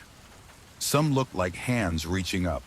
Others like faces, eyes sealed in half-melted grins. Everything glossy, fleshy, pulsing like things alive trapped in wrappers. Then something stepped out. A man, or what wore the shape of one. Too tall, skin waxy, dressed like a clown you'd find in a 1930s photo. Colorless, stitched, faded. A scoop hat tilted to one side. No eyes, just hollow sockets. And teeth. Too many. Too white. Too ready. He held out a popsicle and whispered, perfectly clear despite the music, "Try a taste, Danny." I closed the curtain. It didn't matter. The next day, there were fingerprints on my doorknob. Sticky, cold, and a puddle on my welcome mat. Melted ice cream. Since then, it's come back every few nights. Never at the same house. Twice in a row. Always at 3:33 a.m. Always someone new on the missing posters.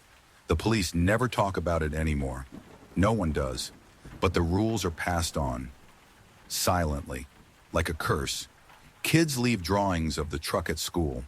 Crude stick figures with long arms and black eyes. Some of them hum the song under their breath. like they don't even know they're doing it. And now, there's a new rule whispered on the playground. If you hear the truck before you fall asleep, you'll be safe.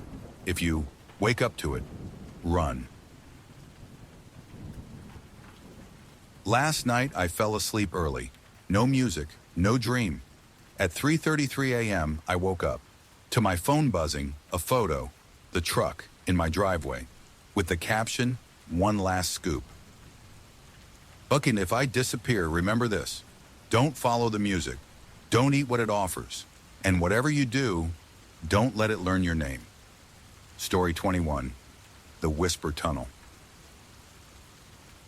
There's a tunnel just past mile marker 41 on Highway 18. Most locals don't know it's there, and those who do pretend they don't. No signs, no fence, just a jagged slit in the hillside, half choked with vines and darkness. The old concrete arch is cracked with time, and the words once carved across the top are eroded into nonsense. We called it the Whisper Tunnel. It's not on any map. Google Earth blurs it out, and if you stand too close to the entrance, you can hear it. Not wind, not water. Whispers. I was 17 the first time I went in. 3 of us, me, Cole, and Maddie, high school thrill seekers, ghost chasers, dumb kids with flashlights and bad ideas.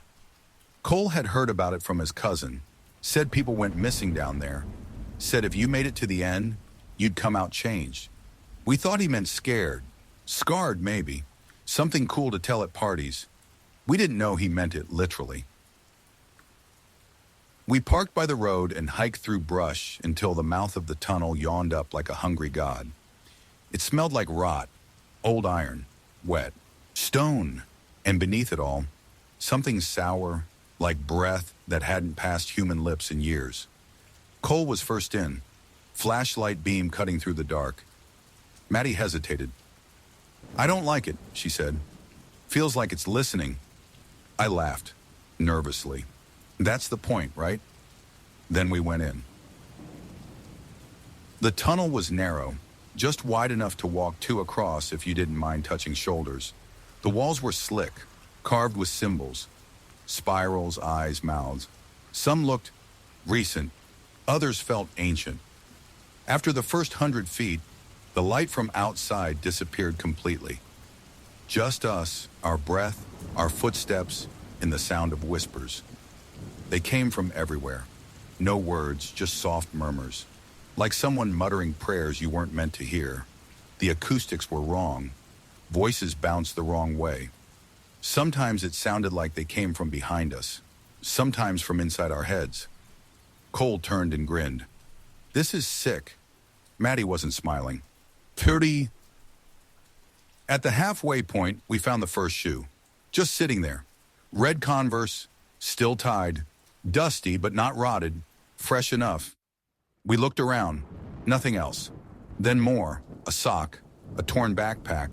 A cracked phone with a shattered screen and no reflection in the black glass. Cole picked it up. That's when the whispering stopped. Silence slammed into us like a vacuum. Even our breathing felt loud. And in that dead quiet, we heard a laugh. Not ours. Not ahead. Not behind. Above. We looked up. The ceiling was only 6 feet high, and something was crawling along it. It had fingers. Dozens. Thin. Bone white. Curling and twitching like roots searching for soil. They skittered back into the dark. Cole dropped the phone. It didn't hit the ground. It was pulled in. We ran, but the tunnel didn't end. It should have. We'd been walking at least 15 minutes, but it just kept going. The air got hotter, thicker, like soup made of breath. The whispers came back. Louder now, faster. Words started forming. "Let her go. Don't look back. He's lying. She doesn't love you. You shouldn't have come," Maddie screamed. I turned just in time to see her flashlight go out. Then her voice. It touched me. It touched my face. We grabbed her, pulled her along, kept running. She was crying. We saw light eventually, not daylight.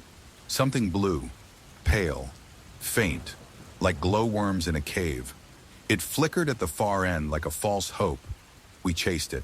When we reached the end, we expected an exit, an opening, a way out. Instead, we found a room, carved into the earth, walls lined with old bones. Some animal, some not. And in the center, a mirror. 7 feet tall, gilded frame, impossibly clean glass. We saw ourselves. Only, not quite. My reflection smiled before I did. Maddie's was missing its eyes. And Cole, his reflection turned away from the glass, looked behind itself. He turned, following it, and something grabbed him, dragged him into the mirror. He didn't scream, just looked at me and mouthed, "Don't follow." Then he was gone. The mirror went black, and the whispers grew louder than ever, like a choir of broken mouths. Maddie pulled me back. We ran. The tunnel twisted now, the way out no longer straight. Doors appeared. Doors that hadn't been there before. Some open, some shut, some with bloodstains. One door whispered to me, "You'll never be enough." Another said, "She's going to leave you like your mother did." I shut my eyes, ran blind. Maddie guided me. When we reached the surface, the sun was rising. The tunnel entrance was gone. That was 10 years ago. Maddie doesn't talk anymore. Not since the night she tried to pull her own reflection out of her bathroom mirror and shattered every bone in her hand. She won't let anyone photograph her, and she refuses to be near tunnels. As for me, sometimes I hear the whispers again, in vents, behind walls, in quiet, spaces where I'm alone but feel watched. And last week I found a photo on my phone, one I didn't take. It's of the tunnel, lit in blue, with me, standing inside the mirror, smiling. Story 22, my sleep app recorded something breathing. I started using the sleep tracker after my third night in a row waking up exhausted. Not the kind of tired you feel after staying up too late. This was something deeper, like my body had been dragged through something in my sleep. Head pounding, muscles sore, eyes raw. My doctor said it was stress or apnea. Recommended a CPAP. I said no, thanks. Downloaded Somnilog instead. One of those apps that records your sleep cycles, tracks snoring, and occasionally picks up the weird noises people make at night. Just curiosity, I told myself. But curiosity doesn't sleep easy. The first 2 nights were boring. Graphs, light movement, a few tosses, one tiny snore clip at 3:12 a.m. that sounded more like me coughing in my sleep. Nothing special, but on night 3, things changed. The app said I'd had deep sleep between 2:48 and 3:34 a.m. No disturbances logged, except one, a recording, 18 seconds, time-stamped 3:09 a.m. Fill name, audio 309, unusual .wav. I played it, expecting snoring. What I heard was breathing. Not mine, slow, measured, wet, like lungs filled with water. Inhale, exhale, pause, then a faint shuffling sound. And at the very end, right before the clip cut, a whisper. Don't wake up. Yet curry. I didn't sleep the next night. Just watched the dark corners of my room. Listened. Nothing. But Somnilog still recorded. Another file. This one 23 seconds long. No breathing this time. Just a creak, like a footstep on the floor beside my bed. Then silence. Then my voice, groggy, confused. Who's there? Only I don't remember saying that. I stopped using the app for a few days, threw it out of habit, tried to forget, but the dreams got worse. Always the same. I'm lying in bed, unable to move. The room stretches, walls growing taller, shadows longer, and something stands at the foot of the bed. Tall, head tilted, breathing, and I can't scream. I just hear it say, "You're almost ready." I reinstalled the app, turned the mic sensitivity all the way up. That night, I left the light on. Somnilog recorded 7 clips between 2:30 and 3:45 a.m. One was just static. One was my heartbeat, impossibly loud. One sounded like a chair, being dragged slowly across the floor. But clip 5 is the one I can't stop hearing. It starts normal, just air, then a rustling, like cloth shifting, and then my voice, but off, slurred. Why can't I see you? Then another voice directly beside the mic. Because you're still dreaming. Then laughter, childlike, repetitive, mechanized, like it wasn't human, just something pretending. I checked the mic log. That voice didn't match mine. It didn't match anything.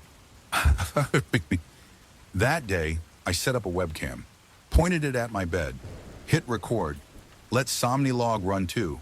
Thought maybe the two together would catch something I could explain, or deny, or kill. The next morning, I checked the footage. At exactly 3:11 a.m., I sit up, eyes open, expression blank. Then I say, clearly, let me out. Then I lie back down, and a shadow moves across the bed. No source, no object, just a tall, slow-moving darkness sliding along the mattress toward my body. Then the camera feed cuts. He's static. When it comes back on at 3:20, I'm sleeping peacefully. Somnilog recorded one file that night. File name, audio wakeending.wav. In it, you hear a zipper, loud, mechanical. Then my voice again. It fits now. I don't remember saying any of this, but every night it's getting worse. The app's logs are filling with recordings marked unintelligible vocalizations and foreign frequencies. They sound like chanting, sometimes overlapping voices, all mine, layered on top of each other. Last night, I woke up and found my closet open. Inside was a pair of shoes I've never seen before. Worn down, dusty. The soles were soaked, like they'd walked miles through mud. I don't know what's happening to me, but this morning the app sent me a notification. Congratulations, Nathan. You are now lucid. I didn't sign up for the premium version. I didn't give it my name, and I didn't download the latest update. But Somnilog has a new feature now. It lets you message yourself. There's already a message in the chat window. Sent at 3:33 a.m. It says, you're almost out. One more night. Tonight I won't sleep, but I know I will. And I think when I do, I won't wake up in this world. Story 23, The Face at the Second Floor Window. The house I grew up in only had one floor. That's important. I need you to remember that. It was a ranch-style home, built in the 60s. Red brick, green shutters, no basement, just 3 bedrooms, 1 bath, and a creaky wooden porch. Nothing fancy. My parents bought it when I was 3. I lived there until I was 21, and it absolutely, definitely had 1 floor. So how the hell did I keep seeing a face in the second floor window? The first time I noticed it, I was 10. It was a late August evening, one of those end-of-summer nights where the air hangs thick and golden. I was in the front yard, kicking a deflated soccer ball around, when something caught my eye. A window, high, just above the roofline. But that couldn't be right. Our house didn't have a second story. Yet there it was. A dark, square pane of glass, tucked behind the edge of the roof. And something was watching me from behind it, not moving, just staring. I thought maybe it was a neighbor's house in the distance, a reflection, a trick of the light, until the next day when I asked my dad about it. Window? There's no window up there, he said, frowning. I dragged him outside, pointed, but it was gone. Nothing but shingles and blue sky. That should have been the end of it. Just a weird kid moment, right? Except it kept happening. Every few months. Always when I was alone. I'd glance up and the window would be there again. Just for a second. And always the same thing. A pale face. Not angry. Not smiling. Just watching. By the time I was 16, I'd stopped mentioning it. My parents thought I was too creative. My friends laughed it off, so I tried to ignore it, until the night I caught it on camera. It was a stormy Friday in April. I was messing around with my old camcorder, filming lightning. I panned across the house just for fun. Later, while reviewing the tape, I paused on a flash of lightning. And there it was, the window, plain as day. And in it, a blurry, unmistakable shape, a head, two eyes, staring directly into the lens.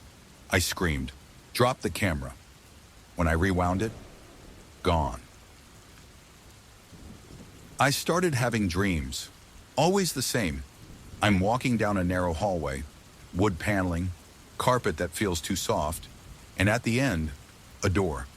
Behind the door, stairs, and at the top of those stairs, the window, always glowing from within, always waiting. I'd wake up sweating, sometimes with dirt under my nails, once with a splinter in my foot, and I began to notice something worse. It only appeared when something bad was about to happen. When I was 17, my dog got hit by a car. That morning, I'd seen the window. When I was 18, my uncle died in a freak fire. Window. When I was 20, I totaled my car.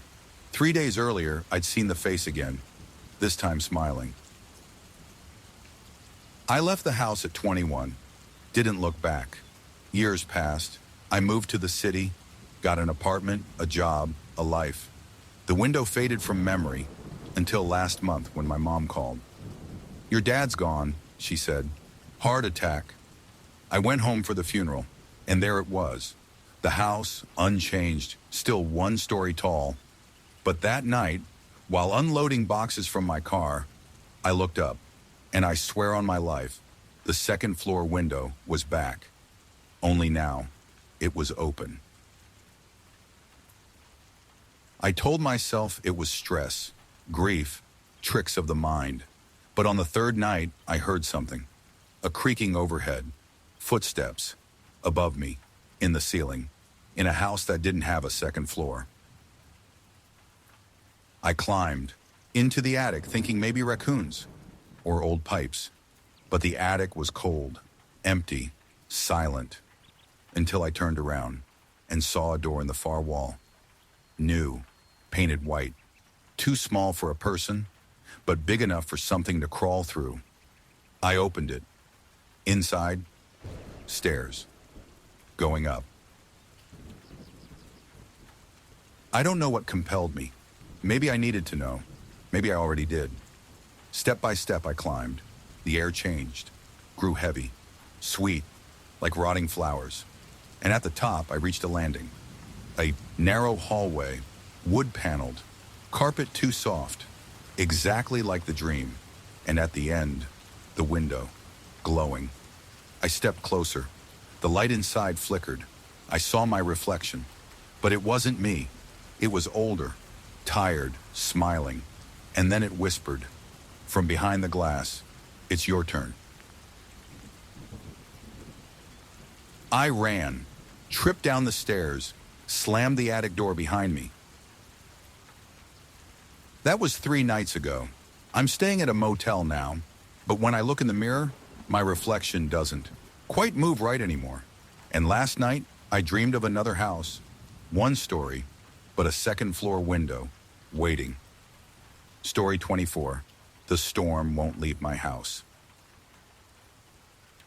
The forecast said clear skies, not partly cloudy, not chance of rain. No, clear. 80 degrees, gentle breeze, a good day for unpacking boxes and hanging curtains. But the moment I stepped over the threshold of my new house, the sky turned black. Lightning cracked in the distance, and the rain started. Kirk and I had just moved in that morning. The house was old but well kept, a fixer-upper I could afford on a librarian's salary. Quiet neighborhood, big porch, backyard shaded by towering pines. It was perfect, until the storm settled in. At first, I didn't think much of it. A sudden summer squall, maybe a freak cell, but it didn't leave. Not that night, not the next day, not the next week. The storm circled only over my house. Neighbors sunbathed. Kids rode bikes down. Dry sidewalks. Mailmen wore sunglasses. But above me, thunder. Constant. Low. Rumbling like something thinking. I tested it. Walked to the end of the driveway. Dry. Blue sky. Walked back toward the porch. Drizzle. Stepped across the threshold. Downpour. I called the weather service. They laughed.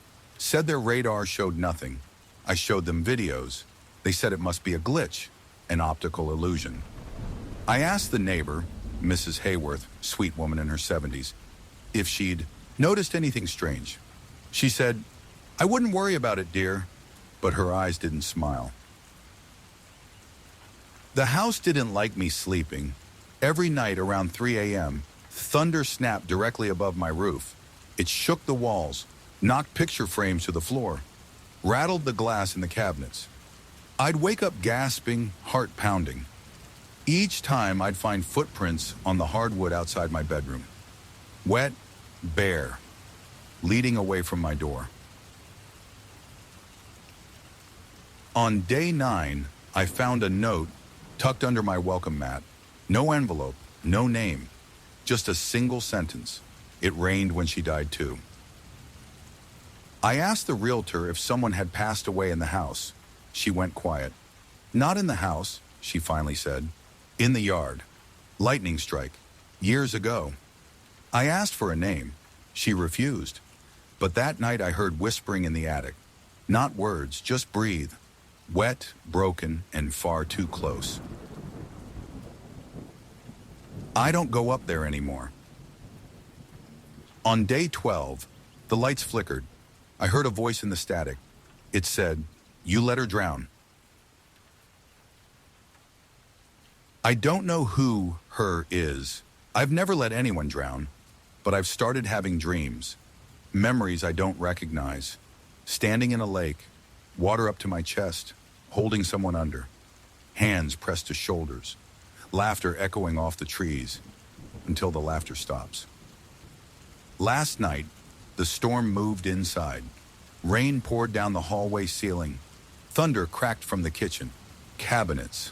The windows fogged with heat, but when I wiped them clean, there was no view, just darkness, and a face watching from inside the glass. I tried leaving, packed a bag, drove 4 blocks. The sky followed. Thunder clapped directly above my car. The rain on my windshield was thicker than water, like oil. I turned back. It stopped the moment I crossed into the house. I'm not alone here anymore. I feel it watching. When I turn off the lights, I hear it, pacing. When I sleep, I dream in storm language. Wind becomes voices, lightning becomes memories I never lived. And the rain, it whispers my name, over and over, until I wake up gasping on the floor. There's something in the walls, a heartbeat, steady, rhythmic, thunder in time with something alive. This morning, I found the mirror in the hall covered in handprints, all child-sized, all from the inside. The storm has no intention of leaving. I think it's here for me. Or maybe I brought it with me. Maybe it's always been mine. I just didn't know until the clouds caught up. It's thundering again, but not from above. It's coming up the stairs. Story 25. The doll collects your voice first. When my daughter turned 5, my aunt sent her a doll. It was a beautiful antique thing. Porcelain skin, glass eyes, curls of dark hair, and a frilly white dress with red ribbons at the sleeves. A little gold. Tag dangled from the wrist with a name scratched into it. Lydia. I didn't like it. Something about it was off. Not the usual dolls are creepy kind of off. It felt too real, like it had lived longer than it should have. Creepy cool, my wife said. She'll love it. She did, for the first few days anyway. At first, we thought it was adorable. Ella would sit in her room whispering to the doll like they were old friends. She'd pause, nod, and answer questions as if someone had actually spoken to her. Normal, right? Imaginary friend stuff. Until we realized something odd. She was whispering back in someone else's voice. Not always, but sometimes. And that voice, it wasn't hers. It wasn't anyone's. It was a little too high, a little too dry, like wind trying to form words. Sometimes it cracked, sometimes it clicked. And one night through the baby monitor, we heard it clearly. Mommy's lying. She's going to send me away. We rushed in. Ella was asleep. The doll was sitting upright on the pillow next to her, eyes wide open, smiling. We took the batteries out of the monitor, but the sounds kept coming. Towards the next morning, Ella wouldn't talk. Not I'm being stubborn, not talking. Couldn't. She opened her mouth, and nothing came out. Her face twisted with frustration. She pointed to her throat, shaking her head. We rushed her to urgent care. No fever, no infection, no obstruction. The doctor said it was probably psychological, trauma, stress. But she's 5, I said. She's happy, he shrugged. Sometimes children just shut down. She still played with the doll, even without her voice. We'd hear her moving around in her room, tea parties, dressing up, laughing. But it wasn't her laugh. It was that other laugh, tinny, off tune, like a child trying to remember how joy is supposed to sound. And one night, while walking past her door, I heard a whisper from behind it. I have her voice now. I'm learning yours. I took the doll. While Ella was asleep, I grabbed Lydia from the shelf, wrapped her in a pillowcase, and locked her in the hall closet. The next morning, Ella screamed. Not cried, screamed. Not a tantrum, not fear. It was my voice. Pitch perfect, tone perfect. My voice screaming from her mouth. I opened the closet. The pillowcase was empty. The doll was back on her bed. That was 2 nights ago. Svarketun. Last night, my wife started humming in her sleep. The same tune the doll hums when it sits in Ella's lap. A tune none of us taught her. A tune that, when I hum it aloud, makes all the mirrors fog up. This morning I woke up and couldn't speak. I tried. Mouth moved. Nothing came out. Ella sat on the edge of my bed holding the doll. She smiled. And in my voice the doll said, "Thank you for sharing." We're leaving the house today, but not before I finish this message. If you ever come across a doll named Lydia, don't touch her. Don't talk to her. And for the love of God, don't let her hear your voice, because once she does, it's no longer yours. Story 26. I see birthmarks from my dreams. I started seeing the mark when I was 11. Not on me, on other people. A jagged birthmark shaped like a crooked lightning bolt. Sometimes it was dark and obvious, across someone's temple or arm. Other times it was subtle, hidden, under a sleeve or at the base of a neck, like something trying to hide. Always the same shape, always the same size. And every time I saw it in real life, I recognized the person, because I'd hurt them in a dream. It started small, a school bully. I punched him in a nightmare. Next day, I saw a faint bruise where I'd hit him. My mom, I yelled at her in a dream and slammed a door. The next morning, her wrist was bandaged. Coincidence. That's what I told myself. Until I saw the girl on the bus. She was new, red hoodie, quiet, sat alone near the back. I had a dream about her that night. In the dream, I was standing in a dim hallway. She was there, crying. I didn't know why. I didn't feel like myself. My hands were someone else's, larger, stronger, colder. I grabbed her by the shoulders. She begged me to stop. I didn't. I pushed her down. Her head cracked against the tile. She went still. When I woke up, I was sweating, convinced it was just a nightmare, until I saw her again, on the bus. Same red hoodie. But this time, she had a bandage across her temple, and just beneath it, peeking out from under the gauze, was that same birthmark. From that day forward, I started keeping a dream journal, trying to trace patterns, trying to control it. Some dreams were mundane, walking through static fog, watching trains that never stopped. Others were worse, violent, primal, always me, always doing things I couldn't explain, couldn't stop. And the people in them, they'd start showing up in real life. Co-workers, strangers on the train, a woman in line at the grocery store, and always the mark. I tried staying awake, didn't sleep for 3 days once, hallucinated, passed out, woke up to the sound of sirens outside my apartment. Later found out a man 3 floors below me had died in his sleep. Heart attack. The paramedics said he looked like he'd seen something horrible in his final seconds. I recognized his photo in the news. He had the mark. Last month, something changed. I had a dream like usual.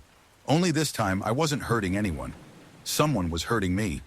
I was in a hospital bed, strapped down, lights above me flickering. I saw faces, shadowed, blurred. I felt needles, heard voices whispering, "He's waking up too soon. Give him another. It's leaking through." Then a searing pain in my chest. I woke up gasping, sweating, pulled up my shirt, and found a mark on my own ribs. Same shape, same jagged line. The first time it had ever appeared on me. Since then, I've been different. I see people watching me in reflections. Mirrors show me with extra scars I don't have in waking life. Every nap ends with a new ache. My phone plays voicemails I never received. All of them just people whispering, "Not real, not real, not real." Last night, I dreamed of my own funeral. No one cried. Everyone in the pews had that mark.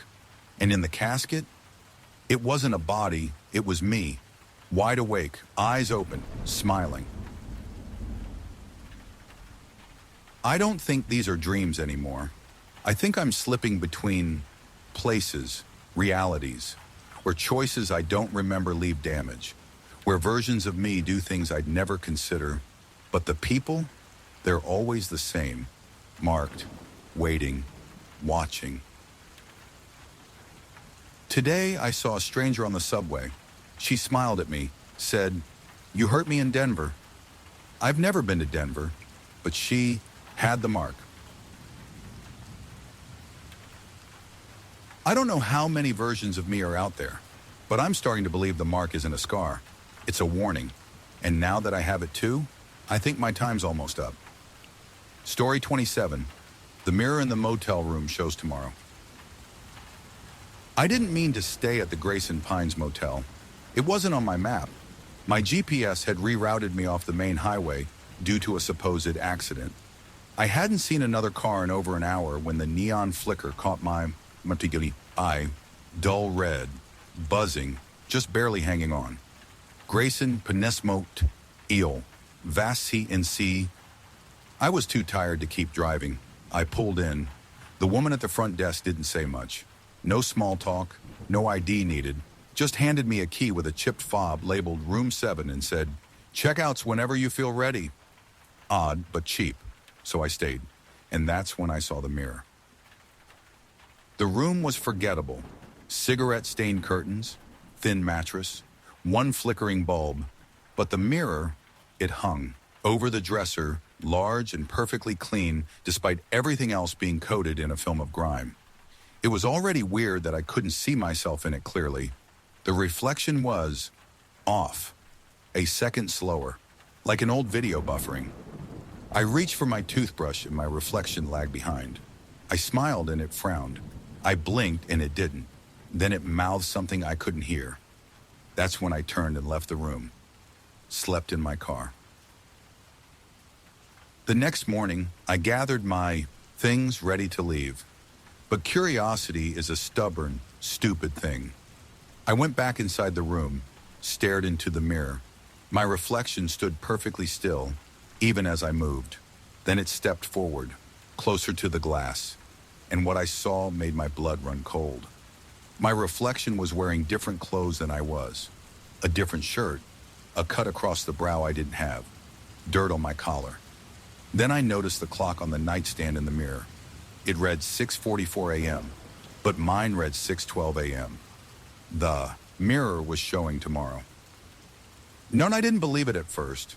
Thought maybe it was just some weird trick. Bad lighting, my mind playing games. So I tested it. I moved the lamp in the corner. In the reflection, it was already knocked over. I scratched my cheek. The next day, the reflection had a Band-Aid in the same spot. I stayed. Night after night, I'd wake at 3 a.m. and check the mirror. Every time it showed tomorrow, down to the weather outside, the news, ticker on the TV and the reflection, and my own posture. Sometimes it was boring. Other times it was terrifying. On the fourth night, I saw myself bleeding from the mouth. The next day, I chipped a tooth chewing ice. On the seventh night, I saw myself screaming, slamming the wall. Tried to avoid it, stayed calm, ate dinner early. But when I tripped on a chair leg, stubbing my toe, I lost it, yelled, slapped the wall, exactly like the reflection. I couldn't change it. By the second week, I was obsessed. Couldn't sleep, couldn't eat unless I'd seen myself eat in the reflection. I started to depend on it. If I saw myself alive, I breathed easier. If I didn't, if the room was empty, I panicked. And then, one morning, the mirror showed someone else. Not me, just the room, and a man in a black coat standing in the doorway, holding something heavy. He walked over to the bed, looked down at the mattress, then looked directly into the mirror and smiled. I ran from the motel that day, didn't look back, but that night I couldn't sleep, couldn't stop wondering what happened after, so I drove back. Same room, same mirror, and in the reflection, I was lying on the bed, still, eyes open, mouth slack, blood on the pillow. I checked the bed, nothing. The clock said 3:01 a.m. The mirror's clock, 3:47 a.m. I had 46 minutes. I locked the door, pushed furniture in, front of it, held a knife, watched the mirror, waited. At exactly 3:46, the reflection turned. The door creaked open. The man stepped in, same coat, same weapon, a tire iron, and as he raised it in the reflection, I turned to face the real door. It stayed closed. No one entered. I looked back. The reflection was gone. Just me, alive, alone. I finally beat it, I thought, until the next night, when the mirror didn't show tomorrow, didn't show anything, just black, like the glass had gone dead. Now every night I stare into it, hoping for a glimpse of tomorrow. Even if it's pain, even if it's death, at least it means I'm still on the path. But when it goes black, I know I've slipped off course, and something's coming. I'm still in room 7. The front desk woman hasn't spoken since check-in. The neon sign doesn't flicker anymore. The clock in the mirror? It's stuck. 3:33 a.m. It's always 3:33 a.m. now, and my reflection hasn't blinked in 4 days. Story 28. You can hear screaming in the new wallpaper. It started with the wallpaper, a faded floral pattern, rotting at the edges. It peeled at the corners like it couldn't wait to get away from the wall. The color might have once been cream, but years of dust and damp had turned it the shade of old teeth. This room just needs love, my wife said. It'll be beautiful when it's finished. We just bought the place, an 1890s Victorian that had sat empty for the better part of a decade. It was a steal. Big porch, stained glass windows, a tower room upstairs, and the nursery. That's what the realtor called it. We don't have kids, I'd said. You might someday, she smiled. We chose the nursery as our first renovation project. New floors, new trim, and fresh wallpaper. The expensive kind. Pale blue with silver filigree swirls that caught the light just right. We installed it ourselves over a weekend. Tiring but satisfying work. When we stepped back, it looked like a page out of a magazine. Then the house started screaming. The first time, we thought it was the pipes, a long, low wail that came from inside the walls, starting in the nursery and echoing through the rest of the house like a warning. It would last 10, maybe 15 seconds, then nothing. I bet the old wallpaper was holding in mold or moisture, I said. The new stuff's letting the air shift. Seemed reasonable, until it started happening every night at 2:44 a.m. on the dot. When we recorded it, played it back the next morning, it wasn't pipes, it wasn't wind, it was a voice, screaming, wordless, endless, human. We called a contractor. He came, knocked on walls, shrugged, said we were probably hearing echoes from the furnace. That night he stayed in the nursery to prove it was nothing. In the morning we found him outside on the porch, smoking, pale, hands shaking. He didn't say goodbye, just got in his truck and drove. Later we found his tools still in the room, scattered across the floor like he'd run mid-job. We considered tearing the new wallpaper down, but it was expensive, and we were stubborn. Besides, how bad could a little sound be? Until the screams started changing. They became voices, not just cries, actual words, pleading, repeating. Please, don't lock me in again. No more needles. Mom, I was good. The bed's too small. We stopped sleeping. The voices were loudest in the nursery, but we could hear them even with the door closed, even with pillows over our ears. My wife began walking the hall at night, arms crossed, whispering to herself. I asked what she was saying once. She just said, "They're lonely." I finally ripped the wallpaper off, every inch of it. Underneath, we found the original wallboards, carved full of names, hundreds, maybe thousands. Some scratched deep, others barely etched, but all of them were children's names. We tried painting over them. The paint peeled.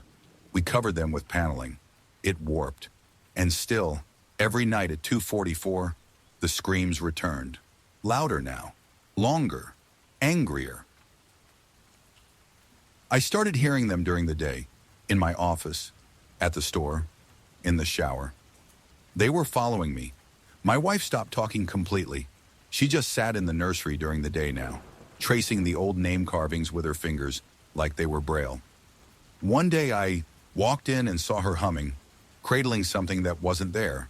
I asked what she was holding. She said, "Our daughter. We don't have children." I left for a night, stayed in a motel, slept like the dead, no dreams, no screams. But when I returned the next morning, the nursery door was locked from the inside. I pounded, called for her. She didn't answer. Finally, I forced it open. The wallpaper was back, perfectly pressed, seamless. The expensive blue with silver filigree. And my wife was gone. Not in the house, not in the town. Gone. All that remained was a new name carved into the wall. Sarah, her middle name. I've tried leaving for good. I always end up back in the house. Sometimes I wake up here without remembering how I got back. Sometimes I find pieces of new wallpaper under my nails. I've stopped checking the clock. I know when it's 2:44, because that's when the screaming starts inside me too. Let this be your warning. Don't fix what's already buried. Don't decorate over history. And if your walls ever whisper back, listen, or it will scream. Story 29. My neighbor buries empty caskets at night. I've lived on Oakwood Lane for 6 years. Quiet street, older houses, neighbors who wave but don't really talk. The kind of place where nothing happens, and that's exactly how people like it. Until recently, I'd never paid much attention to Mr. Doran, the man who lives 2 doors down, retired maybe. White hair, big boots, always watering his front lawn a little too aggressively. It was just normal suburb stuff, until the night I saw him bury a casket. It was almost 3 a.m. I was up late finishing a work project when I looked out the window and saw him in the yard. At first I thought it was just him fiddling with his sprinklers, but then I saw the hole, 6 feet long, 3 feet wide, fresh dirt piled beside it like it had been dug by hand. And beside it, a black casket, no handles, no markings, just sitting there. I watched as he dragged the casket into the hole. It looked heavy. He grunted with every inch. Then he covered it with dirt, slowly, methodically, no ceremony, no pause, just done. And then he stood over it for a moment, head bowed, and he smiled. I didn't sleep that night. The next morning, I told myself I'd imagined it. Maybe it was a dream, maybe it was furniture, or a trunk, or something. Mundane. But when I walked past his house, I saw the grass in that spot had been replanted. Fresh sod, perfectly square, not even tamped down properly. No one else on the block noticed, or they pretended not to. 2 nights later, he did it again. Another hole, another casket, buried in the exact same way. This time I recorded it, zoomed in with my phone camera, hands shaking. But when I reviewed the footage, nothing. Just an empty yard, no hole, no man, no motion, just static. Last week I started keeping a notebook. Dates, times, locations of the holes. In 2 weeks, he buried 5. Always at night, always the same dimensions, always alone, until the 6th. The 6th casket was different. It was white, smaller, too small to be for an adult. And when he opened the lid, yes, I swear he opened it, I saw toys inside. $1, a plastic truck, a tiny pair of shoes. Then he closed it and buried it. This time he didn't smile. This time, he cried. Tamanuri. Or I told my girlfriend. She thought I was joking. Why would he bury empty caskets? She asked. I don't think they're empty. I tried calling the police. They showed up the next day, spoke to him, smiled, laughed. Then they left. I asked what happened. Just old junk, one of the officers said. Harmless old man. But that night, Mr. Doran stood at the edge of my lawn, just past the curb, staring at my house. He didn't move for 6 hours. Then, he turned and walked home. In the next morning, I found a shallow hole in my front yard. A perfect rectangle. Nothing inside. Just a note stuck to a garden stake. Yours is next. I tried to confront him. He answered the door wearing gloves, smiling. You shouldn't watch things that don't belong to you, he said. Then quieter. Some of us prepare. Some of us deny. Guess which one you are. He closed the door. That night, I didn't sleep. I sat on the couch, baseball bat in hand, phone charge, waiting. At 2:53 a.m., I heard digging. Not outside. Under the floor, slow scraping sounds, soil being shifted, timber groaning. I tore up the carpet in my hallway and found dirt, freshly turned. I haven't been able to contact my girlfriend since yesterday. She was supposed to come over, but her phone just rings. And this morning, there was a new patch of sod in Doran's yard. Fresh, perfectly square, too small to bury anything, except maybe someone still alive. I think he's preparing the whole neighborhood, one box at a time, and mine's already half dug. Story 30, the therapist records your sessions for someone else. I started seeing Dr. Elwood after my sister died. Car crash, no warning, no closure. I wasn't handling it well, couldn't sleep, couldn't focus. Kept hearing her laugh in places it didn't belong. The hum of my fridge, the buzz of the fluorescent lights at work, my phone, ringing with no one there. So yeah, I needed help. Dr. Elwood came highly recommended, 5 stars. Quiet office on the 4th floor of an old downtown building, the kind of place that smells like old books and lavender. He was soft-spoken, always wore the same gray sweater. In every session, he placed a small tape recorder on the table between us and hit record. I use analog, he said when I asked. No digital cloud nonsense, just me, you, and this room. Felt comforting at the time. Now, I know better. The first month was fine, standard stuff. Talked about grief, coping, my parents, my dreams. I didn't feel better exactly, but I was surviving. And I'd always leave feeling like someone had listened, until session 7. That's when I started noticing the gaps. I'd listen to the recording after each appointment, just to remember. My memory wasn't great anymore, and the sessions blurred together. But that day, I noticed something odd. The tape started partway through a sentence, me saying, "I don't think the teeth were hers." I rewound. Same thing. No intro, no greeting, no, "How are you today?" Just that. And then Elwood's calm voice. "Tell me more about the mouth." I had no idea what we were talking about.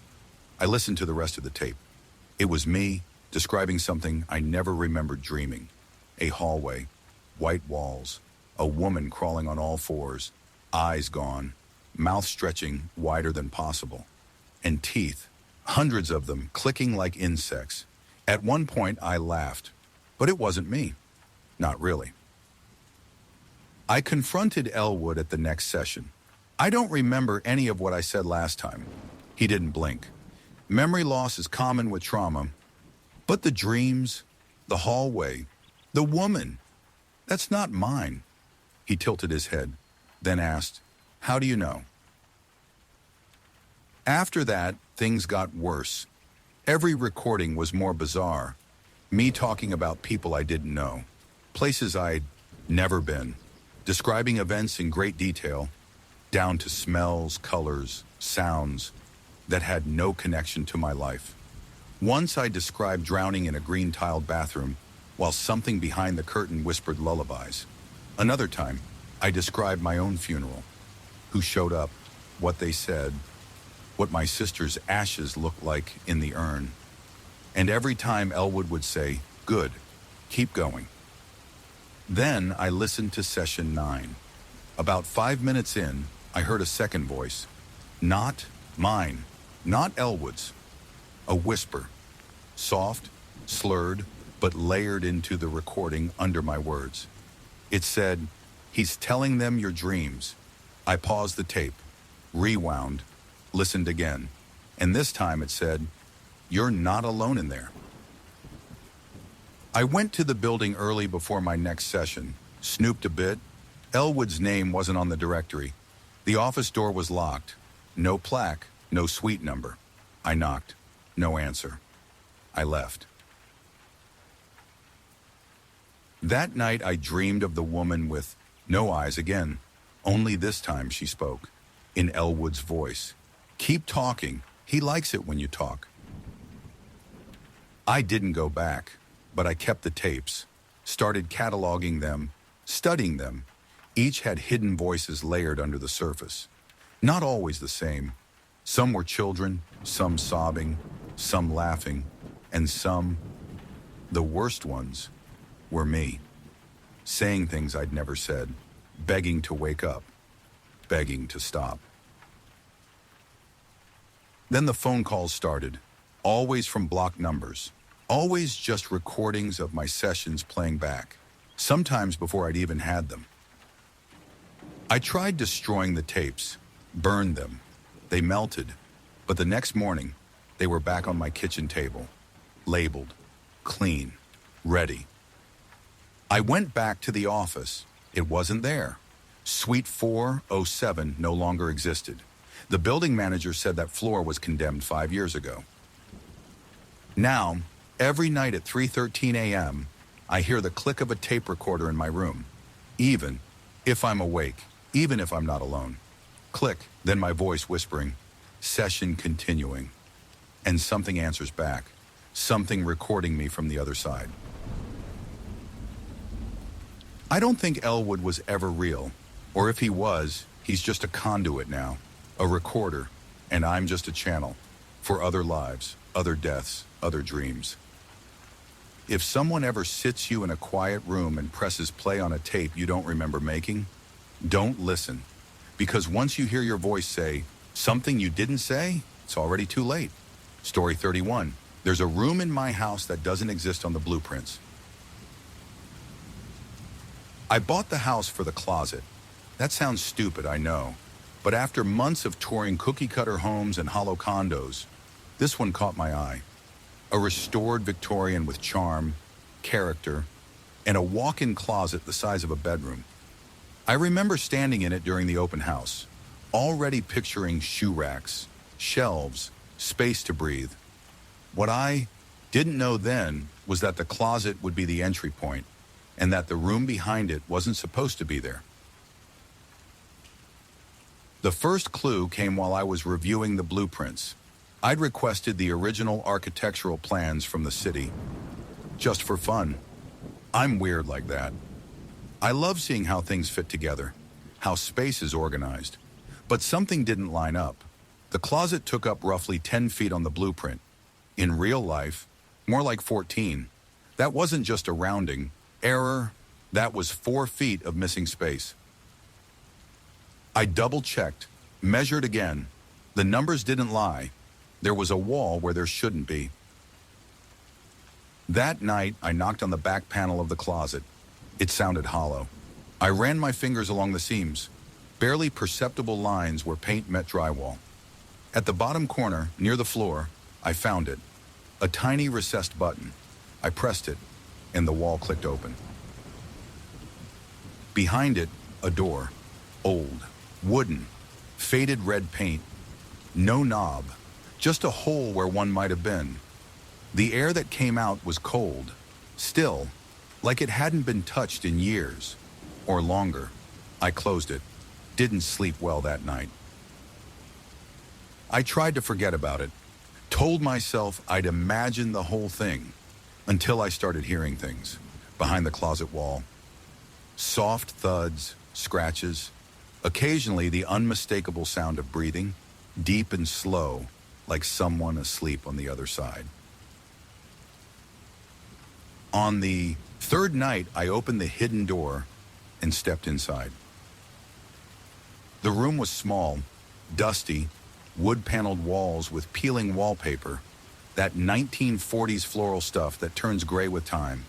One window, boarded shut from the inside, and in the center, a chair, just sitting there, facing the door. That was it. No lights, no power, no furniture, just the chair, and that feeling in your chest that something's wrong, but you can't name it yet. I backed out, closed the panel, didn't go back for a week. But the dream started. I'd see the chair, empty, then not empty. I'd walk toward it, unable to stop. Always the same, always ending the moment I touched the backrest, and woke up with splinters in my palms. One morning, I found the panel open. I hadn't touched it. Inside the room, the chair was now facing the window, and scratched into the wall behind it were the words, "You found it, now it finds you." I hired a contractor to seal it up. He came, looked inside, said nothing. An hour later, he left. Never called back. His voicemail box was full the next day. Now, the room is changing. Every time I look inside, something's different. The wallpaper's newer. There's a table now, a picture frame. The photo inside is blank, until I blink. Then it's me, sitting in the chair, smiling with someone's hand on my shoulder. Sometimes the door opens by itself, only a crack, but just enough, and at night the closet feels longer, as if the room behind it is stretching, waiting. Yesterday, I tried to board it up myself. The moment the first nail hit wood, my lights went out. The temperature dropped, and from behind the panel a voice whispered, "Why would you leave your own room?" That's the part that gets me. It keeps calling it mine, as if I was always meant to find it, as if I've always been here. Sometimes, I believe it. I checked the blueprints again. This time, there's no closet at all, just an unlabeled rectangle, dead center of the floor plan, exactly where the room is now. I think it was always there, just waiting for someone to notice, and now that I have, it won't let me leave. Last night, I woke up in the chair, still in the room, door closed, and on the wall, a new phrase scratched in, one I didn't write. Welcome home. Story 32. The elevator goes to a floor that was never built. The elevator in my office building has always been slow. Built in the 1950s, the place still runs on ancient metalwork, buzzing fluorescence, and that sickly green linoleum no one dares to replace. The elevator rattles, groans, and occasionally gets stuck between floors. Standard stuff in a building that's technically historic and bureaucratically ignored. But last Thursday, something new happened. The button panel lit up with a number that doesn't exist. 13. Turakuni. There's no 13th floor in this building. Never has been. It skips from 12 to 14 like so many do. Superstition made real by architecture. Even the maintenance blueprints confirm it. 12 floors of office space, rooftop access, and nothing in between. But when I stepped into the elevator that morning, 13 was glowing. Soft amber light, subtle but pulsing, like it was waiting. I tried to press 7, my floor. It didn't respond. None of the buttons did. The doors shut, behind me, and we began to go up. The digital floor indicator blinked like normal. 2, 3, 4. But after 12, instead of jumping to 14, it hesitated, then flickered. 13. The elevator stopped. The doors didn't open right away. When they did, the lights inside flickered twice. And beyond the threshold was a hallway. Old, peeling wallpaper. Brown carpeting soaked with water stains. Every door lining the hallway was shut. Wooden, unnumbered, locked. The overhead lights buzzed. Something hummed deep in the walls. I stepped out, because of course, I did. I walked a few steps. The floor creaked beneath me like I was walking across skin stretched too tight. The doors on either side were scuffed, as if something had been clawing them. There were no signs, no windows, no exit. Just door after door after door. I turned around to get back in the elevator, but the doors were closed, and the call button was gone.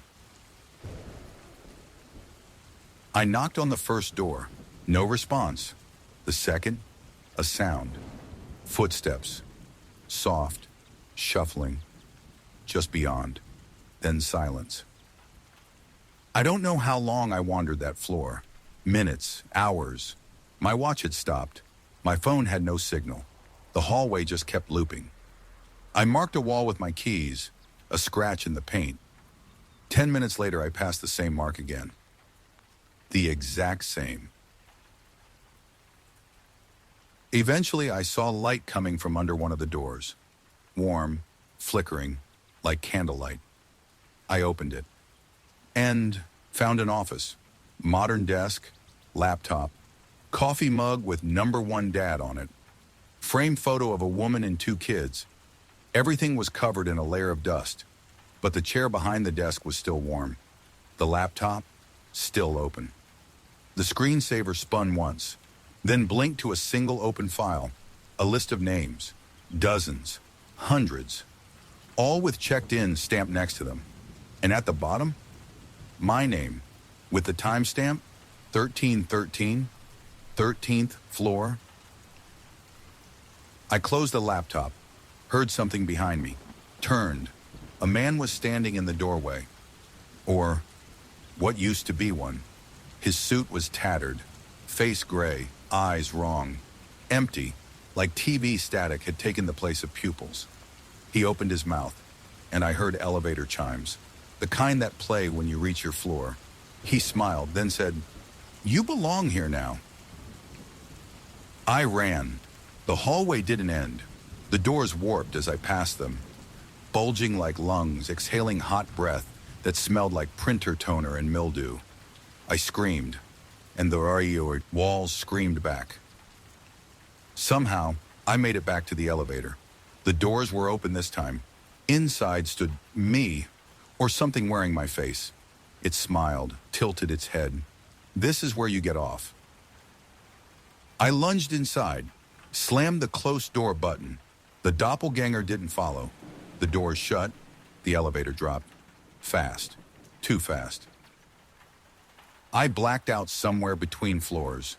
When I came to, I was lying on the floor of the elevator. The button for 7, blinking politely. The doors opened. Everything was normal. People walking, talking, fluorescent lights humming.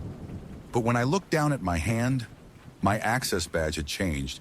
New logo, new ID photo, new date, yesterday's. I checked my email. It was empty. No record of me ever working here. Security had no idea who I was. When I tried to leave the building, the front door buzzed and locked behind me. And from somewhere, maybe the ceiling, maybe inside my own head, I heard, "Checked in. Please remain on property." Every elevator I step in now has the 13th floor button, and it's always lit. Story 33. My TV remote works on more than just the TV. It started when I lost the actual remote. You know the one, for the TV in the living room. Big chunky plastic thing with half the buttons worn off, courtesy of greasy thumbs and too many late-night horror binges. I thought I dropped it in the couch cushions, tore the place apart. Nothing. In frustration, I grabbed an old universal remote from a box in the garage. Still had batteries, still worked. Too well, because the first thing it turned off wasn't the TV, it was my dog. I pointed it at the television, hit power. Instead, Max, my 12-year-old Labrador, just flopped over mid-bark. Not dead, not hurt, just paused, mouth frozen mid-yawn, tail stuck in mid-wag, like a still frame. I screamed, dropped the remote. Max blinked and sneezed like nothing had happened. I thought I'd imagined it, sleep-deprived, coffee-starved, until later that night, when my wife walked into the room complaining about work. Not a good mood. Out of reflex, jokingly, I pointed the remote at her and hit mute. She kept talking, but no sound came out. Her mouth moved, hands gestured, not a single syllable. I nearly dropped it again. She looked confused, tapped her throat. I pressed mute again, and sound returned mid-rant. And then Carol from HR has the audacity. I dropped the remote and didn't sleep. The next morning I tested it. The cat, mute. The microwave, paused. The neighbor's lawnmower, fast-forwarded to finish in 12 seconds. I was terrified and a little obsessed. Things escalated when I accidentally pressed rewind. I was in the middle of brushing my teeth. Suddenly I was back in bed. Pre-alarm, before sunrise. Clock rolled backward. I remembered brushing. My mouth tasted minty. But the world had reset. Only I remembered. I started experimenting. Fast-forwarded through boring meetings. Rewound to perfect snarky comebacks. Paused arguments mid-escalation to calm myself down. It was addictive. Like editing life in real time. Until I pressed info. On myself. Just to see. The TV-style overlay popped up in the corner of my vision. Name, redacted. Status, active timeline. Stability, 71% interference level. Moderate warning, unauthorized access. Detected, I blinked. The overlay vanished, and I felt watched. That's when things started getting weird. I'd rewind a minute, and someone would be standing closer than before. Not my wife, not anyone I knew. A tall, static-faced figure in the crowd, in the corner of a reflection, wearing a shirt that said, "Remote Control User Detected." At first I thought it was a joke, a glitch, a hallucination. Then I paused them, and they still moved. Just a tilt of the head, a shift in stance, like they could feel it happening, like they weren't bound by the buttons anymore.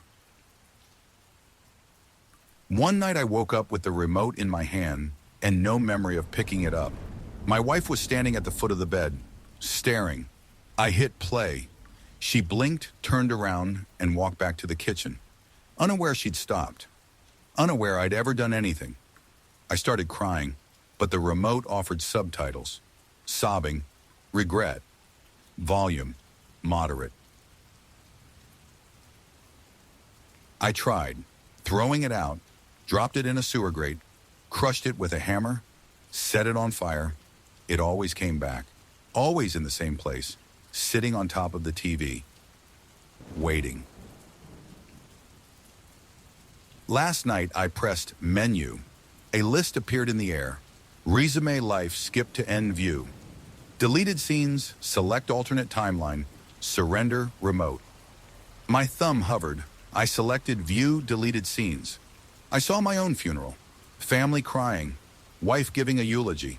Only I was there too, standing in the back, holding the remote, and someone else, when the man in the static shirt, stood next to me. He whispered, "You've used it too much. It's not your show anymore."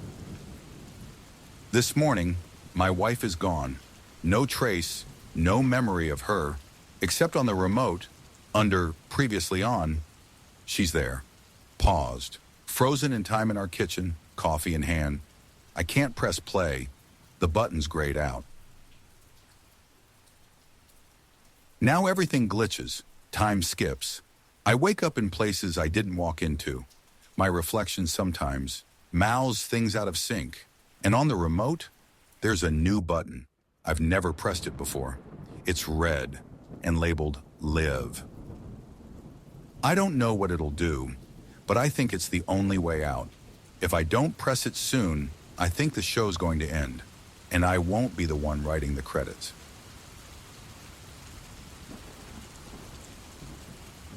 Story 34, They're Digging in the Sky Again. We first heard it 3 months ago, a low, distant rumble, too steady to be thunder, too long to be a plane, and too strange to ignore. It started just after sunset and continued past midnight, fading slowly, like whatever made it was moving farther away or deeper in. No one believed me when I said it sounded like digging. Our town isn't on any map people care about. Population, under 1,000. 1 gas station, 1 diner, 0 streetlights past Main. Nothing about us ever changed, until the sky did. The noise became a nightly ritual. Right after dusk it started. Again that metallic grind, followed by a deep rumble like something massive shifting overhead. Then a sound I can only describe as a shovel scraping rock, followed by a long silence, and another scrape. Every time it happened, clouds formed, even if the sky had been clear minutes before. No stars, no moon, just haze, lit faintly from within. We called it the Sky Dig. At first people joked. Theories ran wild. Aliens, secret government project, giant tunnel boring machines in orbit, but we couldn't explain the vibrations. You could feel them in your teeth. One night, I set up a microphone on my roof, left it running. When I played it back the next day, it was mostly static, until minute 43. Then a voice came through, layer 72, nearing threshold. Then digging, then softly, it sees us. I sent the file to a friend at a university. They called me the next day and asked if it was a hoax. Said the background frequencies weren't atmospheric. They were biological, some kind of ultra-low resonance, like the sound of breathing. After that, things got weirder. Animals vanished. Dogs stopped barking after sunset. Birds avoided our town completely, and people started waking up with dirt under their fingernails. Nice, we started seeing lights, high above the clouds like distant construction equipment, bright flashes, silhouettes of impossible shapes moving behind the fog cover. Once I saw a shape descend, not a ship, not a creature, a structure, gigantic, carved from something bone-colored and wrongly proportioned. It hovered for 12 minutes, didn't make a sound. When it left, every window in town shattered.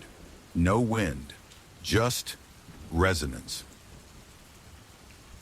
That's when the dream started. People all over town described the same vision. A tunnel, descending forever. Walls pulsing like veins. A figure at the bottom. Too large, too tall. Digging upward. Its face was the sky. Porsche's sauce, mayor tried to call for help. Phones went dead. Cell service vanished. Even radios played static, with patterns inside it. Rhythms, chants. Someone from the diner said they could make out words if they slowed it down. We are beneath you. The sky is our floor. The crust must break. We tried to leave. Blocked roads, twisted trees that weren't there the day before. GPS loops that brought you right back to the town square. No matter which road you took. Sachamanin. 2 weeks ago, a man climbed his roof with a telescope and never came down. When someone went to check on him, he was gone. Telescope still there. Pointed upward. Focused on nothing but black. But when I looked, I saw a face. Close. In the clouds. Smiling. Not with joy, but with teeth. Last night the sky cracked. A long, thin line of light split across the stars, like someone scoring the ceiling of the world with a chisel. And from within the crack, something whispered. All of us heard it at once. Even the deaf. Even the dead. Shovel ready. Today half the town is gone. Not dead, not fled, just missing. Their clothes left behind. Impressions in their beds. Footprints on the ceiling. And outside, the clouds aren't clouds anymore. They pulse. They move. And they're lower than they were yesterday.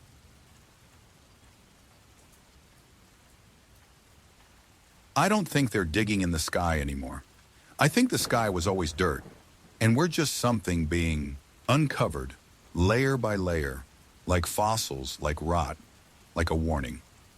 If you hear it, the grinding, the scraping, the voice in the sky calling for layer 73, don't look up, don't run. There's nowhere to go. We're not beneath the stars, we're buried in them, and they're almost done digging.